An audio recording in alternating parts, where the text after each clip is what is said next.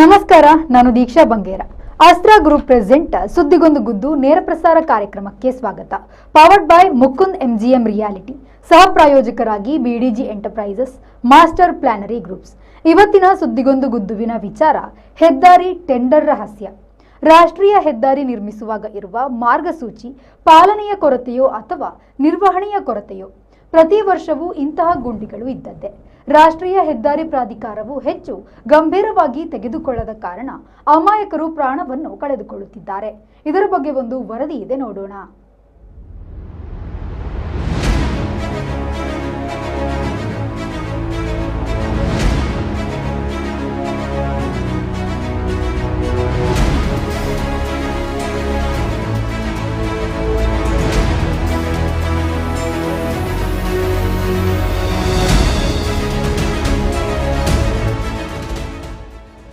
ರಾಷ್ಟ್ರೀಯ ಹೆದ್ದಾರಿ ನಿರ್ಮಾಣವು ಭಾರತ ಸರ್ಕಾರದ ಜವಾಬ್ದಾರಿಯಾಗಿದ್ದು, ಇದನ್ನು ರಾಷ್ಟ್ರೀಯ ಹೆದ್ದಾರಿ ಪ್ರಾಧಿಕಾರ ನಿರ್ವಹಿಸುತ್ತದೆ.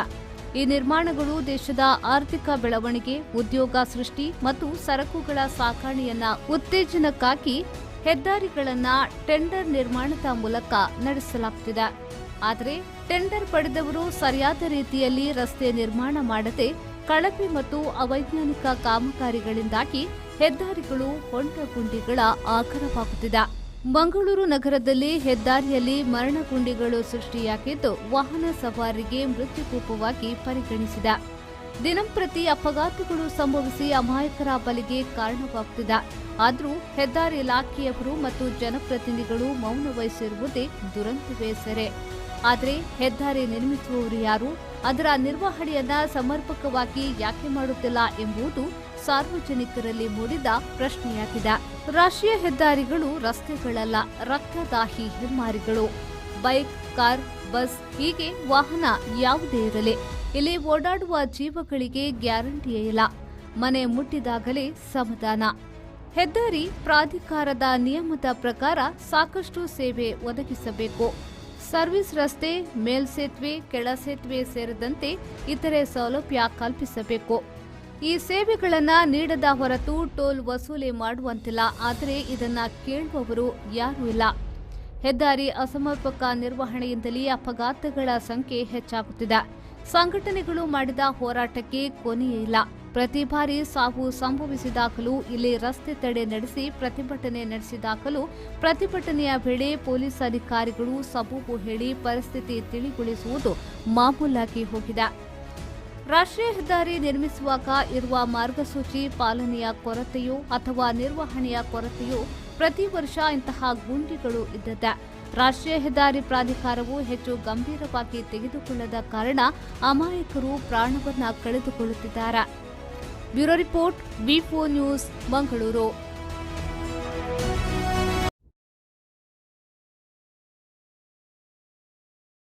ಇವತ್ತು ಈ ಸುದ್ದಿಯ ಬಗ್ಗೆ ನಾವು ಮೋಹನ್ ಬೋಳಂಗಡಿ ಸರ್ ಹತ್ರ ಚರ್ಚಿಸಲಿಕ್ಕಿದ್ದೇವೆ.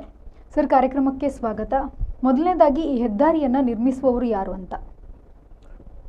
ಹೆದ್ದಾರಿಯನ್ನು ನಿರ್ಮಿಸುವುದು ನಮಗೆ ಮೇಲ್ನೋಟಕ್ಕೆ ಏನಂತ ಹೇಳಿದರೆ ಹೆದ್ದಾರಿ ಇಲಾಖೆ ಅಂತ ಇರ್ತದೆ. ಆದರೆ ಬದಲಾದ ಪರಿಸ್ಥಿತಿಯಲ್ಲಿ ಈ ಹೆದ್ದಾರಿಗಳನ್ನು ಖಾಸಗಿ ಸಂಸ್ಥೆಗಳು ನಿರ್ಮಿಸಿದ್ದು ಇದೆ. ಈಗ ನವಯುಗ ಸಂಸ್ಥೆ ಹೆದ್ದಾರಿಯನ್ನು ನಿರ್ಮಿಸಿದೆ. ಈ ಹಿಂದೆ BRB ಸಂಸ್ಥೆ ಹೆದ್ದಾರಿಯನ್ನು ನಿರ್ಮಿಸ್ತಾ ಇದೆ.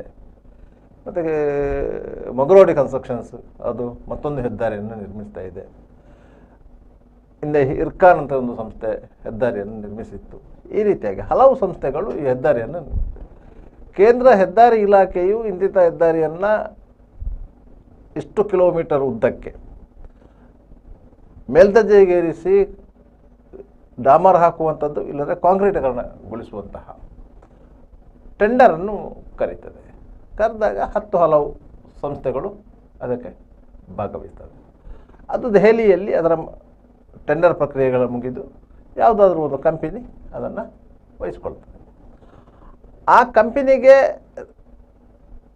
ಮೂಲಭೂತ ಸೌಕರ್ಯಗಳನ್ನು ಒದಗಿಸಬೇಕಾದದ್ದು ಆ ಕಂಪನಿಯೇ ಒದಗಿಸಬೇಕು ಹೊರತು ಹೆದ್ದಾರಿ ಇಲಾಖೆ ಅಲ್ಲ. ಹೆದ್ದಾರಿ ಇಲಾಖೆಯ ಕೆಲಸ ಏನಂತ ಹೇಳಿದರೆ, ರಾಜ್ಯ ಸರ್ಕಾರದೊಂದಿಗೆ ಒಡಂಬಡಿಕೆ ಮಾಡಿಕೊಂಡು ಜಾಗವನ್ನು ಎಕ್ವೈರಿ ಮಾಡಿ ಕೊಡುವಂಥದ್ದು. ಓಕೆ.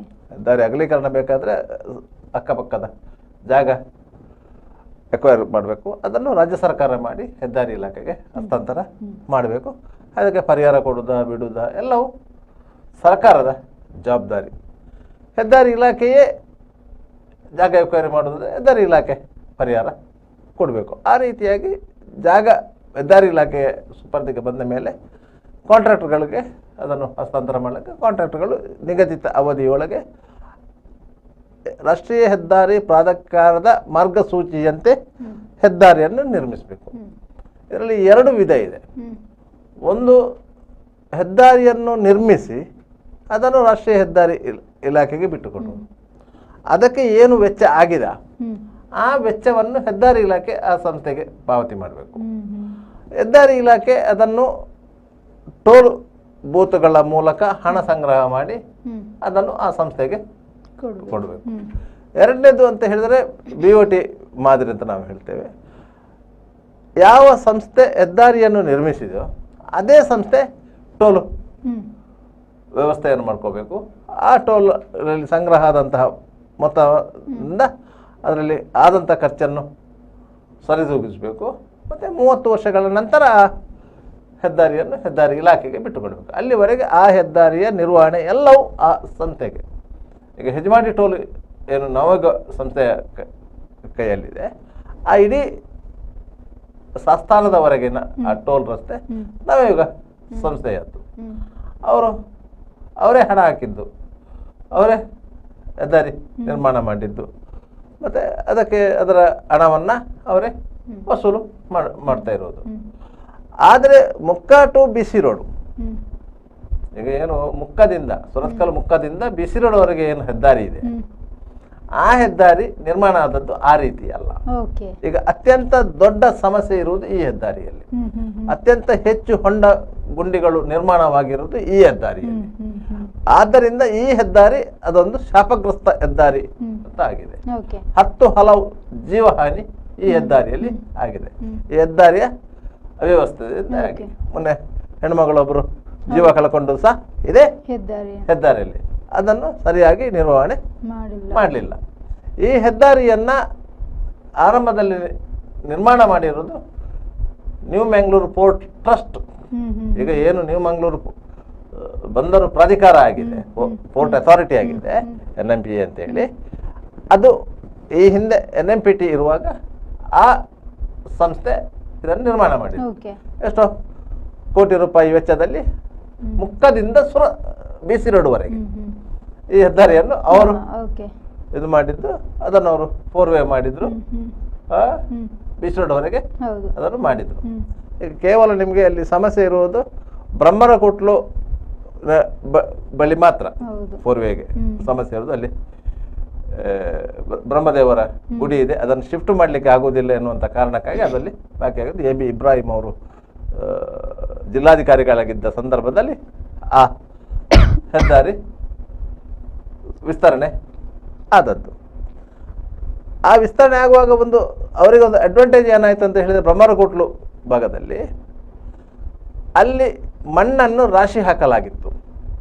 ಯಾಕಂತ ಹೇಳಿದರೆ ನೆರೆ ವಿಮೋಚನಾ ರಸ್ತೆಗೆ ಅಂತ ಹೇಳಿ ಜನಾರ್ದನ ಪೂಜಾರಿಯವರು MP ಆಗಿದ್ದ ಸಂದರ್ಭದಲ್ಲಿ ಆ ಒಂದು ಪ್ರಾಜೆಕ್ಟ್ ಬಂದಿತ್ತು, ನೆರೆ ವಿಮೋಚನಾ ರಸ್ತೆ ಅಂತೇಳಿ. ಯಾಕಂದ್ರೆ ಪ್ರತಿ ವರ್ಷ ನೆರೆ ಬಂದ ಸಂದರ್ಭದಲ್ಲಿ 4-5 ಬಾರಿ ಅಲ್ಲಿ ನೇತ್ರಾವತಿಯ ನದಿಯ ನೆರೆ ನೀರು ಹೈವೇಗೆ ನುಗ್ತಾ ಇತ್ತು. ಹೈವೇಯಲ್ಲಿ 2 ಮೀಟರ್ 3 ಮೀಟರ್ ಒಟ್ಟಿಗೆ ನೆರೆ ನಿಲ್ತಾ ಇತ್ತು. ಸುಮಾರು 1 ದಿವಸ 2 ದಿವಸ ಹೆದ್ದಾರಿ ಸಂಚಾರ ತೊಂದರೆ ಆಗ್ತಾ ಇತ್ತು.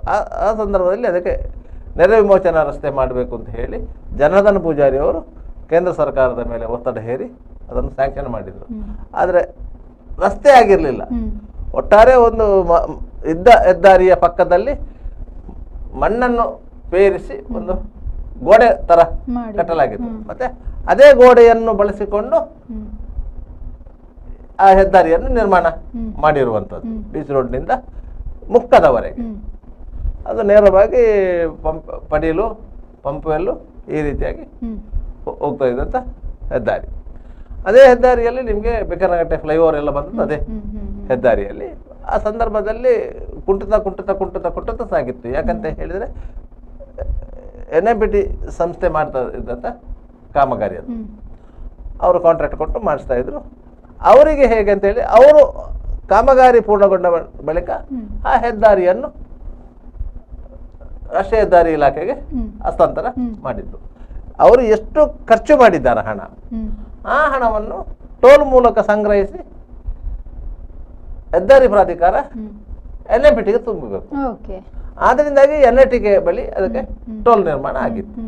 ಅಲ್ಲಿ ಟೋಲ್ ಸಂಗ್ರಹ ಆಗ್ತಿತ್ತು. ಆ ಟೋಲ್ ಸಂಗ್ರಹದಲ್ಲಿ ಒಂದು ಪಾಲು NMPTಗೆ ಹೋಗ್ತಾ ಇತ್ತು, ಒಂದು ಪಾಲು ಹೆದ್ದಾರಿ ಇಲಾಖೆಗೆ ಹೋಗ್ತಾ ಇತ್ತು. ಈ ರೀತಿಯಾಗಿ ನಡೀತಾ ಇತ್ತು. ಯಾವಾಗ ಮುಕ್ಕದಿಂದ ಉಡುಪಿ ಕಡೆಗೆ ನವಯುಗದವರು ಹೆದ್ದಾರಿ ಡೆವಲಪ್ಮೆಂಟ್ ಮಾಡಿದ್ರು, ಆ ಸಂದರ್ಭದಲ್ಲಿ ಹೆಜಮಾಡಿಯಲ್ಲಿ ಟೋಲ್ ನಿರ್ಮಾಣ ಆಯಿತು.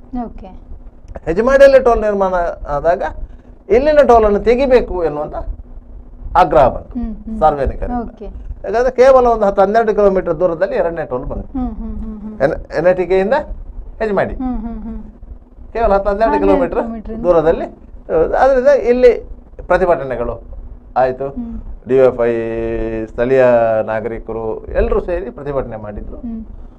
ಆ ಸಂದರ್ಭದಲ್ಲಿ ಇಲ್ಲಿ ಅದರ ಅವಧಿ ಮುಗಿದಿರಲಿಲ್ಲ, ಟೋಲ್ ಅವಧಿ ಮುಗಿದಿರಲಿಲ್ಲ. ಯಾಕಂತ ಹೇಳಿದ್ರೆ ಆ ರಸ್ತೆ ನಿರ್ಮಾಣಕ್ಕೆ ಹೂಡಿಕೆ ಮಾಡಲಾಗಿದ್ದಂಥ ಹಣ ವಾಪಸ್ ಬಂದಿರಲಿಲ್ಲ ಅವರಿಗೆ, NMPAಗೆ. NMPAರು ಅದನ್ನು ಒಪ್ಪಲಿಲ್ಲ. ನಮ್ಮ ಹಣ ವಾಪಸ್ ಬರದೆ ನೀವು ಟೋಲು ಮುಚ್ಚುವಾಗಿಲ್ಲ ಅಂತೇಳಿ. ಆಗ ಆಗಿನ ಲೋಕಸಭಾ ಸದಸ್ಯರು ಅಂದ್ರೆ ನಿಕಟಪೂರ್ವ ಲೋಕಸಭಾ ಸದಸ್ಯರು ನಳಿನ್ ಕುಮಾರ್ ಕಟೀಲ್ ಅವರು ಹೆದ್ದಾರಿ ಇಲಾಖೆಯ ಸಚಿವರಾದ ನಿತಿನ್ ಗಡ್ಕರಿ ಅವರ ಎದುರಲ್ಲಿ ಕೂತು, ಇಲ್ಲ ಅದು 12 ಕಿಲೋಮೀಟರ್ ದೂರದಲ್ಲಿ ಎರಡೆರಡು ಟೋಲ್ಗಳಿವೆ, ವಾಹನ ಸವಾರರಿಗೆ ತುಂಬಾ ತೊಂದರೆ ಆಗ್ತಾ ಇದೆ, ಆರ್ಥಿಕ ಹೊರೆ ಬೀಳ್ತಾ ಇದೆ, ಮತ್ತೆ ಸ್ಥಳೀಯವಾಗಿ ತುಂಬಾ ವಿರೋಧ ಇದೆ. ಆದ್ರಿಂದ NMPT KREC ಎದುರಿನ NITK ಎದುರಿನ ಟೋಲನ್ನು ಹೆಜಮಾಡಿ ಟೋಲ್ ಒಟ್ಟಿಗೆ ವಿಲೀನ ಮಾಡಬೇಕು ಅಂತ ಒತ್ತಾಯ ಮಾಡಿದ್ರು. ಆದರೆ ಹೆಜಮಾಡಿ ಟೋಲು ಈ ಸಂಸ್ಥೆಗೆ ಸಂಬಂಧಪಟ್ಟದಲ್ಲ. ಹೆಜಮಾಡಿ ಟೋಲು ನಿಮಗೆ ನವಯುಗ ಇನ್ಫ್ರಾಸ್ಟ್ರಕ್ಚರ್ ಡೆವಲಪ್ಮೆಂಟ್ ಕಾರ್ಪೊರೇಷನ್ಗೆ ಸಂಬಂಧಪಟ್ಟದ್ದು. ಅವರು ವಿಲೀನಕ್ಕೆ ಅವರು ಒಪ್ಪುವುದಿಲ್ಲ. ಆಯ್ತಾ? ಇಲ್ಲಿ ಅಷ್ಟೊತ್ತಿಗೆ ಬೇರೆ ಒಂದು ಪ್ರಸ್ತಾಪ ಏನು ಮಾಡಿದ್ರು ಅಂತ ಹೇಳಿದ್ರೆ, NMPTಗೆ ಬರುವಂತಹ ಮತ್ತು ಹೋಗುವಂತಹ ವಾಹನಗಳು ಏನಿದೆ ಆ ವಾಹನಗಳು ಅದೇ ರಸ್ತೆಯನ್ನು ಬಳಸುವುದರಿಂದ NMPTಯ ಒಳಗೆ ಒಂದು ಟೋಲ್ ಮಾಡುವುದು, NMPTಯ ಒಳಗೆ ಒಂದು ಟೋಲ್ ಮಾಡುವುದು, ಕೇವಲ NMPTಗೆ ಬರುವಂತ ವಾಹನಗಳು ಮತ್ತು ಹೋಗುವಂತ ವಾಹನಗಳು ಅಲ್ಲಿ ಟೋಲ್ ಪಾವತಿ ಮಾಡುವುದು ಅಂತೇಳಿ ಒಂದು ತೀರ್ಮಾನವನ್ನ ಮಾಡಿದ್ರು. ಆ ಟೋಲನ್ನು ತೆಗೆಯುವುದು, ಆ ಟೋಲನ್ನು NMPTಯ ಒಳಗೆ ಶಿಫ್ಟ್ ಮಾಡುವುದು ಅಂತ. ಅದಕ್ಕೆ NMPT ಅವರು ಒಪ್ಪಲಿಲ್ಲ. ಅದಕ್ಕೆ NMPT ಅವರು ಒಪ್ಪಲಿಲ್ಲ. ಕೇವಲ ನಮ್ಮ ಸರಕುಗಳು, NMPTಗೆ ಬರುವಂತಹ ಸರಕುಗಳು, ಒಂದು ರಫ್ತು ಇರ್ಬೋದು, ಆಮದು ಇರ್ಬೋದು, ಆ ಸರಕುಗಳನ್ನು ಕೊಂಡೋಗ್ಲಿಕ್ಕೆ ಬರುವಂತಹ ಲಾರಿಗಳಿಗೆ ನಾವು ಟೋಲ್ ಹಾಕುವುದು ಸರಿಯಾಗುವುದಿಲ್ಲ ಅಂತೇಳಿ NMPT ಅವರು ಒಪ್ಪಲಿಲ್ಲ. ಮತ್ತೆ ಕೊನೆಗೆ ಎರಡೂ ಇಲಾಖೆಗಳು, ಅದು ರಾಷ್ಟ್ರೀಯ ಹೆದ್ದಾರಿ ಇಲಾಖೆ ಮತ್ತು ಬಂದರು ಮಂಡಳಿ, ಆ ಎರಡೂ ಇಲಾಖೆಗಳು ನಿತಿನ್ ಗಡ್ಕರಿ ಅವರ ಕೈಯಲ್ಲೇ ಇದ್ದುದರಿಂದ, ಒಂದೇ ಸಚಿವರ ಕೈಯಲ್ಲಿ ಆ ಎರಡೂ ಇಲಾಖೆಗಳಿದ್ದರಿಂದ ಅಲ್ಲೇ ಒಂದು ಕಾಂಪ್ರಮೈಸ್ ಆಗಿ ಏನು ಮಾಡಿದ್ರು ಅಂತ ಹೇಳಿದ್ರೆ, ಹೆಜಮಾಡಿ ಟೋಲ್ನವರು ಇಂತಿಷ್ಟು ಪರ್ಸೆಂಟೇಜ್, ಎಷ್ಟು ಹೆಜಮಾಡಿ ಟೋಲಲ್ಲಿ ಹಣ ಕಲೆಕ್ಟ್ ಆಗ್ತದ ಅದರಲ್ಲಿ ನಿಗದಿತ ಪರ್ಸೆಂಟೇಜ್ ಹಣವನ್ನ NMPTಗೆ ಹಸ್ತಾಂತರ ಮಾಡಬೇಕು ಎನ್ನುವ ರೀತಿಯಲ್ಲಿ ಒಂದು ಒಡಂಬಡಿಕೆ ಆಯಿತು. ಆಗ ನವಯುಗ ಟೋಲ್ನವರು ಏನು ಮಾಡಿದ್ರು, ಇಮಿಡಿಯೇಟ್ ಟೋಲ್ ದರವನ್ನು ಏರಿಸಿದ್ರು. 35 ರೂಪಾಯಿ ಇದ್ದಂದ್ರೆ 45 ರೂಪಾಯಿ ಮಾಡಿದ್ರು. ಇವರಿಗೆ ಕೊಡ್ಲಿಕ್ಕೆ ಉಂಟಲ್ಲ ಅಂತ ಹೇಳಿ ಅದಕ್ಕೂ ಒಮ್ಮೆ ಪ್ರತಿಭಟನೆ ಆಯಿತು. ಮತ್ತೆ ಅಲ್ಲಿಗೆ ತನ್ನ ಇದು ಟೋಲ್ ಇದು. ಆದರೆ ಇದನ್ನು ಮೇಂಟೈನ್ ಯಾರು ಮಾಡಬೇಕು? ರಾಷ್ಟ್ರೀಯ ಹೆದ್ದಾರಿ ಪ್ರಾಧಿಕಾರವೇ ಮಾಡಬೇಕು. ರಾಷ್ಟ್ರೀಯ ಹೆದ್ದಾರಿ ಪ್ರಾಧಿಕಾರ ಮೇಂಟೈನ್ ಮಾಡಬೇಕು ಅಂತ ಇರುವಂಥದ್ದು. ಯಾಕಂದ್ರೆ ಇದು ಖಾಸಗಿ ಸಂಸ್ಥೆಗೆ ಸೇರಿದಂತಹ ರಾಷ್ಟ್ರೀಯ ಹೆದ್ದಾರಿ ಅಲ್ಲ, ಇದು ರಾಷ್ಟ್ರೀಯ ಹೆದ್ದಾರಿ ಇಲಾಖೆಗೆ ಸೇರಿದಂತಹ ಹೆದ್ದಾರಿ. ಆದ್ದರಿಂದ ಅದರ ಟೋಲ್ ಸಂಗ್ರಹ ನಿಮಗೆ ಮೊದಲು NMPTಗೆ ಹೋಗ್ತಾ ಇದ್ರು ಸಹ ನಿರ್ವಹಣೆ ರಾಷ್ಟ್ರೀಯ ಹೆದ್ದಾರಿ ಪ್ರಾಧಿಕಾರವೇ ಆಗಬೇಕು. ಯಾಕಂದ್ರೆ NMPT ಅವರು ರಾಷ್ಟ್ರೀಯ ಹೆದ್ದಾರಿ ಪ್ರಾಧಿಕಾರಕ್ಕೆ ಆ ಹೆದ್ದಾರಿಯನ್ನು ಬಿಟ್ಟು ಕೊಟ್ಟಾಗಿದೆ. ಅದರಿಂದ ಅದರ ನಿರ್ವಹಣೆ ಅವರೇ ಮಾಡಬೇಕು. ಅದಕ್ಕೆ ಬೇಕಾಗಿ ರಾಷ್ಟ್ರೀಯ ಹೆದ್ದಾರಿ ಪ್ರಾಧಿಕಾರದವರು ಪ್ರತಿ ವರ್ಷ ಅದಕ್ಕೆ ಒಂದು ಟೆಂಡರ್ ಕರೀತಾ ಇದ್ರು. ಅದು ಹೇಗೆ ಸರ್ ಟೆಂಡರ್ ಪ್ರಕ್ರಿಯೆ ಹೇಗೆ ನಡೆಯುತ್ತೆ ಅಂತ? ಅದು 1 ವರ್ಷಕ್ಕೆ ಆ ಇಡೀ ರಾಷ್ಟ್ರೀಯ ಹೆದ್ದಾರಿಯನ್ನು ನಿರ್ವಹಣೆ ಮಾಡಲಿಕ್ಕೆ ಟೆಂಡರ್ ಪ್ರಕ್ರಿಯೆಯನ್ನು ರಾಷ್ಟ್ರೀಯ ಹೆದ್ದಾರಿ ಇಲಾಖೆ ಟೆಂಡರ್ ಕರೀತಾ ಇದ್ದದ್ದು. ಕಳೆದ ವರ್ಷ ಏನು 6 ಕೋಟಿಗೆ ಟೆಂಡರ್ ಆಗಿತ್ತು. ಅದು 6 ಕೋಟಿಗೆ ಕಳೆದ ವರ್ಷ. ಆ ಸಮಸ್ಯೆ ಏನಂತ ಹೇಳಿದ್ರೆ ಟೆಂಡರ್ ಕರೆಯುವುದು ಯಾವಾಗ ಅಂತ ಹೇಳಿದ್ರೆ ನಿಮಗೆ ಪ್ರತಿ ವರ್ಷದ ಫೆಬ್ರವರಿಯಲ್ಲಿ ಟೆಂಡರ್ ಕರೆಯುವುದು. ಫೆಬ್ರವರಿ ಪ್ರತಿ ವರ್ಷದ ಫೆಬ್ರವರಿ ಟೆಂಡರ್ ಕರೆಯುವುದು. ನೋಡಿ ಇಲ್ಲಿ ದುರಂತ, ನಾವು ರಾಷ್ಟ್ರೀಯ ಹೆದ್ದಾರಿಯ ಇಲಾಖೆಯ ಅಧಿಕಾರಿಗಳ ಬೇಜವಾಬ್ದಾರಿ ಮತ್ತು ಅವರಿಗೆ ಇದಿಲ್ಲ, ಯಾವುದು ಜವಾಬ್ದಾರಿ ಇಲ್ಲ ಅಂತ ಹೇಳೋದಕ್ಕೆ ಅವರು ಟೆಂಡರ್ ಕರೆಯುವುದೇ ಫೆಬ್ರವರಿಯಲ್ಲಿ. ಫೆಬ್ರವರಿ ಟೆಂಡರ್ ಕರೆದು ವಿವಿಧ ಕಂಪನಿಗಳು ಟೆಂಡರ್ ಹಾಕಿ ಆ ಟೆಂಡರನ್ನು ಪ್ರೊಸೆಸ್ ಆಗಿ ಯಾರಿಗಾದ್ರೂ ಒಂದು ಕಂಪನಿಗೆ ಟೆಂಡರ್ ಅಲಾಟ್ ಆದ ಮೇಲೆ ಅವರು ಅದಕ್ಕೆ EMD ಕಟ್ಟಬೇಕು. EMD ಕಟ್ಟಬೇಕು. EMD ಕಟ್ಟಿದ ಮೇಲೆ ವರ್ಕ್ ಆರ್ಡರ್ ಆಗಬೇಕು ಅವರಿಗೆ. ವರ್ಕ್ ಆರ್ಡರ್ ಆಗುವಾಗ ಏನಾಗ್ತದೆ ನಿಮಗೆ ಏಪ್ರಿಲ್ ಮೇವರೆಗೆ ಹೋಗುತ್ತೆ. ಕೆಲಸ ಪ್ರಾರಂಭ ಆಗೋದಕ್ಕೆ ಮೇವರೆಗೆ ಹೋಗುತ್ತೆ. ವರ್ಕ್ ಆರ್ಡರ್ ಆಗ್ಲಿಕ್ಕೆ ಆರ್ಡರ್ ಆಗುತ್ತೆ. ಆ ಸಂದರ್ಭದಲ್ಲಿ ಇಲ್ಲಿ ವಿಪರೀತವಾದ ಮಳೆ, ಏಪ್ರಿಲ್ ಮೇಯಲ್ಲಿ ವಿಪರೀತವಾದ ಮಳೆ. ಆ ಸಂದರ್ಭದಲ್ಲಿ ನೀವು ಯಾವ ಹೊಂಡ ಬಿದ್ದರೂ ಸಹ ಅದನ್ನು ಎಷ್ಟೇ ತೇಪೆ ಹಾಕಿದ್ರು ತೇಪೆ ನಿಲ್ಲಲ್ಲ. ಆದ್ರಿಂದ ಆ ಟೆಂಡರ್ ನಲ್ಲಿ ಭಾಗವಹಿಸಿದ ಕಂಪನಿ ಆ ಕೆಲಸವನ್ನು ಮುಂದೆ ಮಾಡಲ್ಲ. ಯಾವುದೇ ರೀತಿಯ ತೇಪೆ ಕಾರ್ಯಗಳು ಆ ಸಂದರ್ಭ ನಮಗೆ ಇಲ್ಲಿ ಮಳೆಗಾಲ ಹೇಗಿರ್ತದೆ ಅಂತ ಹೇಳಿದ್ರೆ ಅಪ್ ಟು ಸೆಪ್ಟೆಂಬರ್ ವರೆಗೆ ಇಲ್ಲಿ ಮಳೆ ಇರ್ತದೆ. ಬಿರುಸಿನ ಮಳೆ ಅಪ್ ಟು ಆಗಸ್ಟ್ ಸೆಪ್ಟೆಂಬರ್ ವರೆಗೆ ಹೋಗ್ತದೆ ನಿಮಗೆ, ಏಪ್ರಿಲಿಂದ ಆರಂಭವಾಗುತ್ತೆ. ಅದ ನಂತರ ಇವರು ತೇಪೆ ಹಾಕುವುದು. ಈ 5 ತಿಂಗಳ ಅವಧಿಯಲ್ಲಿ ಸಾಮಾನ್ಯವಾಗಿ ಮಳೆಗಾಲ ನಾವು 4 ತಿಂಗಳು ಅಂತ ಲೆಕ್ಕ ಹಾಕ್ತೇವೆ, ಅದು 5 ತಿಂಗಳವರೆಗೆ ಹೋಗ್ತದೆ. ಈ 5 ತಿಂಗಳ ಅವಧಿಯಲ್ಲಿ ಈ ರಸ್ತೆಯನ್ನು ನಿರ್ವಹಣೆ ಮಾಡುವುದೇ ಇಲ್ಲ. ಆದ್ದರಿಂದ ಎಲ್ಲಿ ಹೊಂಡಗಳು ಬಿದ್ದಿದೆ, ಎಲ್ಲಿ ತೊಂದರೆಗಳಾಗಿದೆ ಅದನ್ನು ರಿಪೇರಿ ಮಾಡಲಿಕ್ಕೆ ಆ ಕಂಪನಿ ಮುಂದಾಗುತ್ತೆ. ಮತ್ತೆ ಆ ಕಂಪನಿ ಕೆಲಸ ಶುರು ಮಾಡೋದು ಯಾವಾಗ ಅಂತ ಹೇಳಿದರೆ ಸೆಪ್ಟೆಂಬರ್ ಅಕ್ಟೋಬರ್ನಲ್ಲಿ. ಆಗ ಅವರು ಒಂದೊಂದೇ ಕಡೆಯಲ್ಲಿ ಅದನ್ನು ರೀಡಾಮರೀಕರಣ ಮಾಡುವುದಾ, ಎಲ್ಲೆಲ್ಲಿ ಜಾಸ್ತಿ ಹಾಳಾಗಿದೆ ಅಲ್ಲಿ ರೀಡಾಮರೀಕರಣ ಮಾಡುವುದಾ, ಈ ರೀತಿಯ ಕೆಲಸ ಮಾಡ್ಕೊಂಡು ಹೋಗ್ತಾರೆ. ಎಲ್ಲಿವರೆಗೆ ಹೋಗ್ತಾರೆ ಅವರು? ಮುಂದಿನ ವರ್ಷದ ಮಾರ್ಚ್ವರೆಗೆ ಹೋಗ್ತಾರೆ. ಮಾರ್ಚಿಗೆ ಅವರು ಟೆಂಡರ್ ಮುಗಿಯಿತು. ಮಾರ್ಚಿಗೆ ಅವರ ಟೆಂಡರ್ ಮುಗಿಯಿತು. ಅಷ್ಟೊತ್ತಿಗೆ ಪುನಃ ಟೆಂಡರ್ ಪ್ರಕ್ರಿಯೆಗಳು ಫೆಬ್ರವರಿಯಲ್ಲಿ ಪುನಃ ಬೇರೆ ಒಂದು ಕಂಪನಿ ಟೆಂಡರ್ ಸ್ಟಾರ್ಟ್ ಆಗ್ತದೆ. ಆಗ ಬೇರೆ ಒಮ್ಮೆ ಕೊಟ್ಟ ಕಂಪನಿಗೆ ನೆಕ್ಸ್ಟ್ ಟೈಮ್ ಇನ್ನೊಂದ್ಸಲ ಟೆಂಡರ್ ಕೊಡ್ತಾರಾ? ಅಲ್ಲ, ಅದು ಅವರವರು ಕಂಪನಿಗೆ ಸಂಬಂಧಪಟ್ಟದ್ದು. ಯಾಕಂದ್ರೆ ಯಾರು ಕಡಿಮೆ ಟೆಂಡರ್ ಹಾಕಿರ್ತಾರೆ ಅವರಿಗೆ ಟೆಂಡರ್ ಪಾಸ್ ಆಗುವುದು. ಯಾರು ಕಡಿಮೆ ಮೊತ್ತವನ್ನು ನಮೂದಿ ಮಾಡಿರ್ತಾರೆ ಅವರಿಗೆ ಟೆಂಡರ್ ಪಾಸ್ ಆಗುತ್ತದೆ. ಆದ್ದರಿಂದ ಇಲ್ಲಿ ಈ ರಸ್ತೆ ನಿರ್ವಹಣೆಯ ಸಮಸ್ಯೆ ಸೃಷ್ಟಿಯಾಗಿರುವುದು. ಇದು ಸಾರ್ವಜನಿಕವಾಗಿ ಯಾರಿಗೂ ಅದು ಅರ್ಥ ಆಗೋದಿಲ್ಲ. ನಮ್ಗೆ ಏನು ರಾಷ್ಟ್ರೀಯ ಹೆದ್ದಾರಿ ಇಲಾಖೆ ರಾಷ್ಟ್ರೀಯ ಹೆದ್ದಾರಿ ಇಲಾಖೆ ಅದನ್ನು ಮಾಡಬೇಕು ಅಂತ. ರಾಷ್ಟ್ರೀಯ ಹೆದ್ದಾರಿ ಇಲಾಖೆಯವರು ಇದೇ ಪ್ರಕ್ರಿಯೆಯನ್ನ 1 ವರ್ಷದ ಬದಲಾಗಿ ನೀವು 3 ವರ್ಷದವರೆಗೆ ವಿಸ್ತರಣೆ ಮಾಡಿದ್ರೆ 3 ವರ್ಷ ಒಂದು ಸಂಸ್ಥೆಗೆ ಅಂತ ಮಾಡಿದ್ರೆ ಅವರಿಗೆ ಗೊತ್ತಿರ್ತದೆ, ಆ ಸಂಸ್ಥೆಯವರಿಗೆ ಎಲ್ಲೆಲ್ಲಿ ಹೊಂಡ ಬೀಳ್ತದೆ ಅಂತ ಹೇಳಿ. ಕಳೆದ ವರ್ಷ ಎಲ್ಲಿ ಬಿದ್ದಿದೆ, ಈ ವರ್ಷ ಅಲ್ಲೇ ಬೀಳ್ಬೋದಾ ಅಲ್ಲ ಬೇರೆ ಕಡೆ ಬೀಳ್ಬೋದಾ, ಅದನ್ನು ಅವರು ಆಗಿಂದಾಗೆ ಬರುವ ವರ್ಷ ಸಹ ನಾವೇ ರಿಪೇರಿ ಮಾಡ್ಬೇಕಲ್ಲ. ಅದಕ್ಕೆ ಸ್ವಲ್ಪ ಜಾಗರೂಕತೆಯಿಂದ ಅದನ್ನು ರಿಪೇರಿ ಮಾಡ್ತಾ ಮೇಂಟೈನ್ ಮಾಡ್ಕೊಂಡು ಹೋಗ್ತಾರೆ. ಈ ವರ್ಷ ಏನೋ ಮೊಗರೋಡಿ ಅವರಿಗೆ ಏನೋ ಟೆಂಡರ್ ಆಗಿದೆ ಅಂತ ಹೇಳ್ತಾರೆ. ಇನ್ನು ಅದರ ಕಾನೂನು ಪ್ರಕ್ರಿಯೆಗಳೆಲ್ಲ ನಡಿಬೇಕಿದೆ. ಇನ್ನು ಅವರು 1 ವರ್ಷ ಅದನ್ನು ಮೇಂಟೈನ್ ಮಾಡ್ತಾರೆ. ಇದು ಸಮಸ್ಯೆ ಆಗಿರುವಂಥದ್ದು.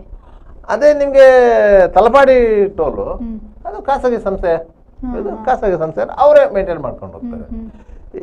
ಈ ರಸ್ತೆಯಲ್ಲಿ ಯಾಕಂದ್ರೆ ಅಪ್ ಟು ಬಿಸಿ ರೋಡ್ವರೆಗೆ, ಮುಖದಿಂದ ಬಿಸಿ ರೋಡ್ವರೆಗೆ ಈ ರಸ್ತೆ ಏನಿದೆ ನಿಮ್ಗೆ ಎಲ್ಲಿವರೆಗೆ ಅಂತ ಹೇಳಿದ್ರೆ ಬ್ರಹ್ಮರಗುಟ್ಲ ಟೋಲ್ ಹತ್ರ, ಟೋಲ್ನ ಬಾಗಿಲಲ್ಲಿ ಅಷ್ಟು ದೊಡ್ಡ ಹೊಂಡಗಳು ಬಿದ್ದಿದೆ. ರಸ್ತೆಯಲ್ಲಿ ವಾಹನಗಳು ಹೋಗಿ ಆ ಸರ್ಕಸ್ ಮಾಡಿಕೊಂಡು ಹೋಗಿ ಟೋಲ್ ಕಟ್ಟಿಕೊಂಡು ಹೋಗಬೇಕು. ಯಾರಾದರೂ ಒಬ್ಬ ಡ್ರೈವರು ಸ್ವಾಮಿ ಇಂಥ ರಸ್ತೆಗೆ ನಾವು ಟೋಲ್ ಕಟ್ಟಬೇಕಂತ ಹೇಳಿ ಅಲ್ಲಿ ಗಲಾಟೆ ಮಾಡಿದರೆ ಅವನ ಮೇಲೆ ಕೇಸ್ ಮಾಡ್ತಾರೆ. ಎಲ್ಲಿಂದಲೋ ಬರುವವನು ಅಲ್ಲಿ ಬಂಟ್ವಾಳದಲ್ಲಿ ಬಂದು ಕೇಸು ಮಾಡಿಸ್ಕೊಂಡು ಪ್ರತಿಭಟನೆ ಮಾಡಿ ಕೇಸ್ ಮಾಡಿಸ್ಕೊಂಡು ಒದ್ದಾಡಬೇಕಂತ ಅನಿವಾರ್ಯತೆ ಇರ್ತದೆ. ಅದೇ ಇರ್ತದೆ ಅವ್ರಿಗೆ. ಎಲ್ಲಿ ಟೋಲ್ನ ಬಾಗಿಲಲ್ಲಿ ಟೋಲಿಗೆ ನೀವು ಎಂಟ್ರಿ ಆಗುವ, ಮಂಗಳೂರು ಕಡೆಯಿಂದ ಟೋಲಿಗೆ ಎಂಟ್ರಿ ಆಗುವಾಗಲೂ ಆಗಲಿ, ಬಿಸೋಡು ಕಡೆಯಿಂದ ಟೋಲಿಗೆ ಎಂಟ್ರಿ ಆಗುವಾಗ ಆಗಲಿ, ಎರಡೂ ಕಡೆಯಲ್ಲಿ ಹೊಂಡ ಬಿದ್ದಿದೆ. ಟೋಲ್ನ ಬಾಗಿಲಲ್ಲಿ ಅಲ್ಲಿ ಟೋಲ್ ಸಿಬ್ಬಂದಿಗಳು ಆಗಲಿ, ಟೋಲ್ ಮೇಂಟೈನ್ ಮಾಡುವವರಾಗಲಿ ಅಲ್ಲಿ ಅದನ್ನು ರಿಪೇರಿ ಮಾಡಲಿಕ್ಕೆ ಮುಂದಾಗೋದಿಲ್ಲ. ಯಾಕಂತ ಹೇಳಿದ್ರೆ ಅದಕ್ಕೆ ರಿಪೇರಿ ಮಾಡುವ ಕಾಂಟ್ರಾಕ್ಟರ್ ಬೇರೆ, ಟೋಲ್ನವರಲ್ಲ. ಸಮಸ್ಯೆ ಅಲ್ಲಿರೋದು, ಇದು ಸಮಸ್ಯೆ. ಅದರಿಂದಾಗಿ ಈ ಹೊಂಡ ರಿಪೇರಿ, ಹೊಂಡ ಮುಚ್ಚುವುದು ಎಲ್ಲವೂ ನೆನೆಗುದಿಗೆ ಬಿದ್ದಿರುವುದು. ಇದರ ಪರಿಣಾಮ ಏನಾಗ್ತದೆ? ಜೀವಹಾನಿ ಸಾರ್ವಜನಿಕ. ನಾವು ಎಷ್ಟೇ ಬಬ್ಬೆ ಹೊಡಿಲಿ, ಏನೇ ಮಾಡಲಿ, ಈ ವ್ಯವಸ್ಥೆಯನ್ನು ಹೆದ್ದಾರಿ ಪ್ರಾಧಿಕಾರದವರೇ ಸರಿ ಮಾಡಬೇಕೆ ಹೊರತು ಬೇರೆ ಯಾರು ಮಾಡ್ಲಿಕ್ಕೆ ಸಾಧ್ಯ ಆಗುವುದಿಲ್ಲ. ಎಲ್ಲಿವರೆಗೆ ಅಂತೇಳಿ ಹೆದ್ದಾರಿ ಪ್ರಾಧಿಕಾರದ ಅಧಿಕಾರಿಗಳು ಕುಂಭಕರ್ಣ ನಿದ್ರೆಯಲ್ಲಿದ್ದಾರೆ ಅಂತ ಹೇಳುವುದಕ್ಕೆ ಅವರು ಅದೇ ರಸ್ತೆಯಲ್ಲಿ ಹೋಗ್ತಾರೆ. ಅದೇ ರಸ್ತೆಯಲ್ಲಿ ಹೋಗ್ತಾರೆ. ಅಲ್ಲಿ ಅವರಿಗೆ ಎಲ್ಲೆಲ್ಲಿ ಹೊಂಡ ಬಿದ್ದಿದೆ ಅಂತ ಗೊತ್ತಿದೆ, ಆದ್ರೆ ಅವರು ಏನು ಮಾಡುವಂತ ಪರಿಸ್ಥಿತಿಯಲ್ಲಿ ಇಲ್ಲ ಅಂತ ಹೇಳಿ ಅವರು ಮಾಡ್ತಾರೆ. ಆಯ್ತಾ? ಹೆದ್ದಾರಿ ಪ್ರಾಧಿಕಾರದವರೇ ಪತ್ರಿಕಾ ಪ್ರಕಟಣೆ ಕೊಡ್ತಾರೆ, ನಮ್ಗೆ ನಿರ್ವಹಣೆ ಮಾಡ್ಲಿಕ್ಕೆ ಹಣ ಸಾಕಾಗುವುದಿಲ್ಲ. ಯಾಕಂದ್ರೆ ಹೇಳಿದ್ರೆ NITಗೆ ಎಲ್ಲಿದ್ದು ಟೋಲು ಸ್ಥಗಿತ ಆಗಿದೆ, ಕೇವಲ ಬ್ರಹ್ಮನಗುಡ್ಲು ಒಂದು ಟೋಲ್ ಇರುವುದು, ಅದರಿಂದ ನಮ್ಗೆ ನಿರ್ವಹಣೆ ಮಾಡ್ಲಿಕ್ಕೆ ಸಾಧ್ಯ ಆಗ್ತಾ ಇಲ್ಲ ಅಂತ ಹೇಳಿ. ಯಾಕಂತ ಹೇಳಿದ್ರೆ ಬ್ರಹ್ಮನಗುಡ್ಲ ಟೋಲ್ನಲ್ಲಿ ನೀವು NMPDಗೆ ಕಟ್ಟುವಂತ ಹಣ ಕಟ್ಟಲೇಬೇಕು. ಯಾಕಂದ್ರೆ ರಸ್ತೆಗೆ ದುಡ್ಡು ಹಾಕಿದವರು ಅವರು ಅವರ ಹಣ, ಅವರ ಸಾಲವನ್ನು ನೀವು ತೀರಿಸಲೇಬೇಕು. ಆ ಸಾಲವನ್ನು ತೀರಿಸಿ ನಿಮ್ಗೆ ಇದರ ಮೇಂಟೆನೆನ್ಸ್ಗೆ ನಿಮ್ಗೆ ದುಡ್ಡು ಉಳಿಯೋದಿಲ್ಲ. ಆದ್ರಿಂದಾಗಿ ಈ ಪರಿಸ್ಥಿತಿ ಸೃಷ್ಟಿಯಾಗಿರುವಂಥದ್ದು. ಇದಕ್ಕೆ ಏನಾದರೂ ಪರಿಹಾರವನ್ನ ಜನಪ್ರತಿನಿಧಿಗಳು ಮತ್ತು ಅಧಿಕಾರಿ ವರ್ಗ ಸೇರಿಕೊಂಡು ಮಾಡಬೇಕು. ಇಲ್ಲದ್ರೆ ಮಾಡ್ಲಿಕ್ಕೆ ಸಾಧ್ಯ ಆಗುದಿಲ್ಲ. ನಿಮ್ಗೆ ಒಂದು ಸಣ್ಣ ಉದಾಹರಣೆ ಹೇಳ್ತೇನೆ. ನವಯುಗ ಸಂಸ್ಥೆ ಅಂತ ಇದೆ, ಆಂಧ್ರದ ಜಗನ್ ರೆಡ್ಡಿ ಅವರ ಸಂಸ್ಥೆ. ಜಗನ್ ರೆಡ್ಡಿ ಅವರ ಸಂಸ್ಥೆ ಇಲ್ಲಿ ಪಂಪೆಲ್ ಫ್ಲೈಓವರ್ ಎಲ್ಲ ಅವ್ರು ಮಾಡಿರುವಂಥದ್ದು. ಆಯ್ತಾ? ಅಲ್ಲಿ ಆಂಧ್ರದಲ್ಲಿ ಅವರಿಗೆ ಸಮಸ್ಯೆ ಆಯಿತು. ಸಮಸ್ಯೆ ಆದಾಗ ಅವರ ಮೇಲೆ ಕೇಸ್ ಆಯಿತು, ಅವರು ಜೈಲಿಗೆ ಹೋದ್ರು. ಇಲ್ಲಿ ಎಲ್ಲ ಕೆಲಸಗಳು ಬಾಕಿ ಆಯಿತು.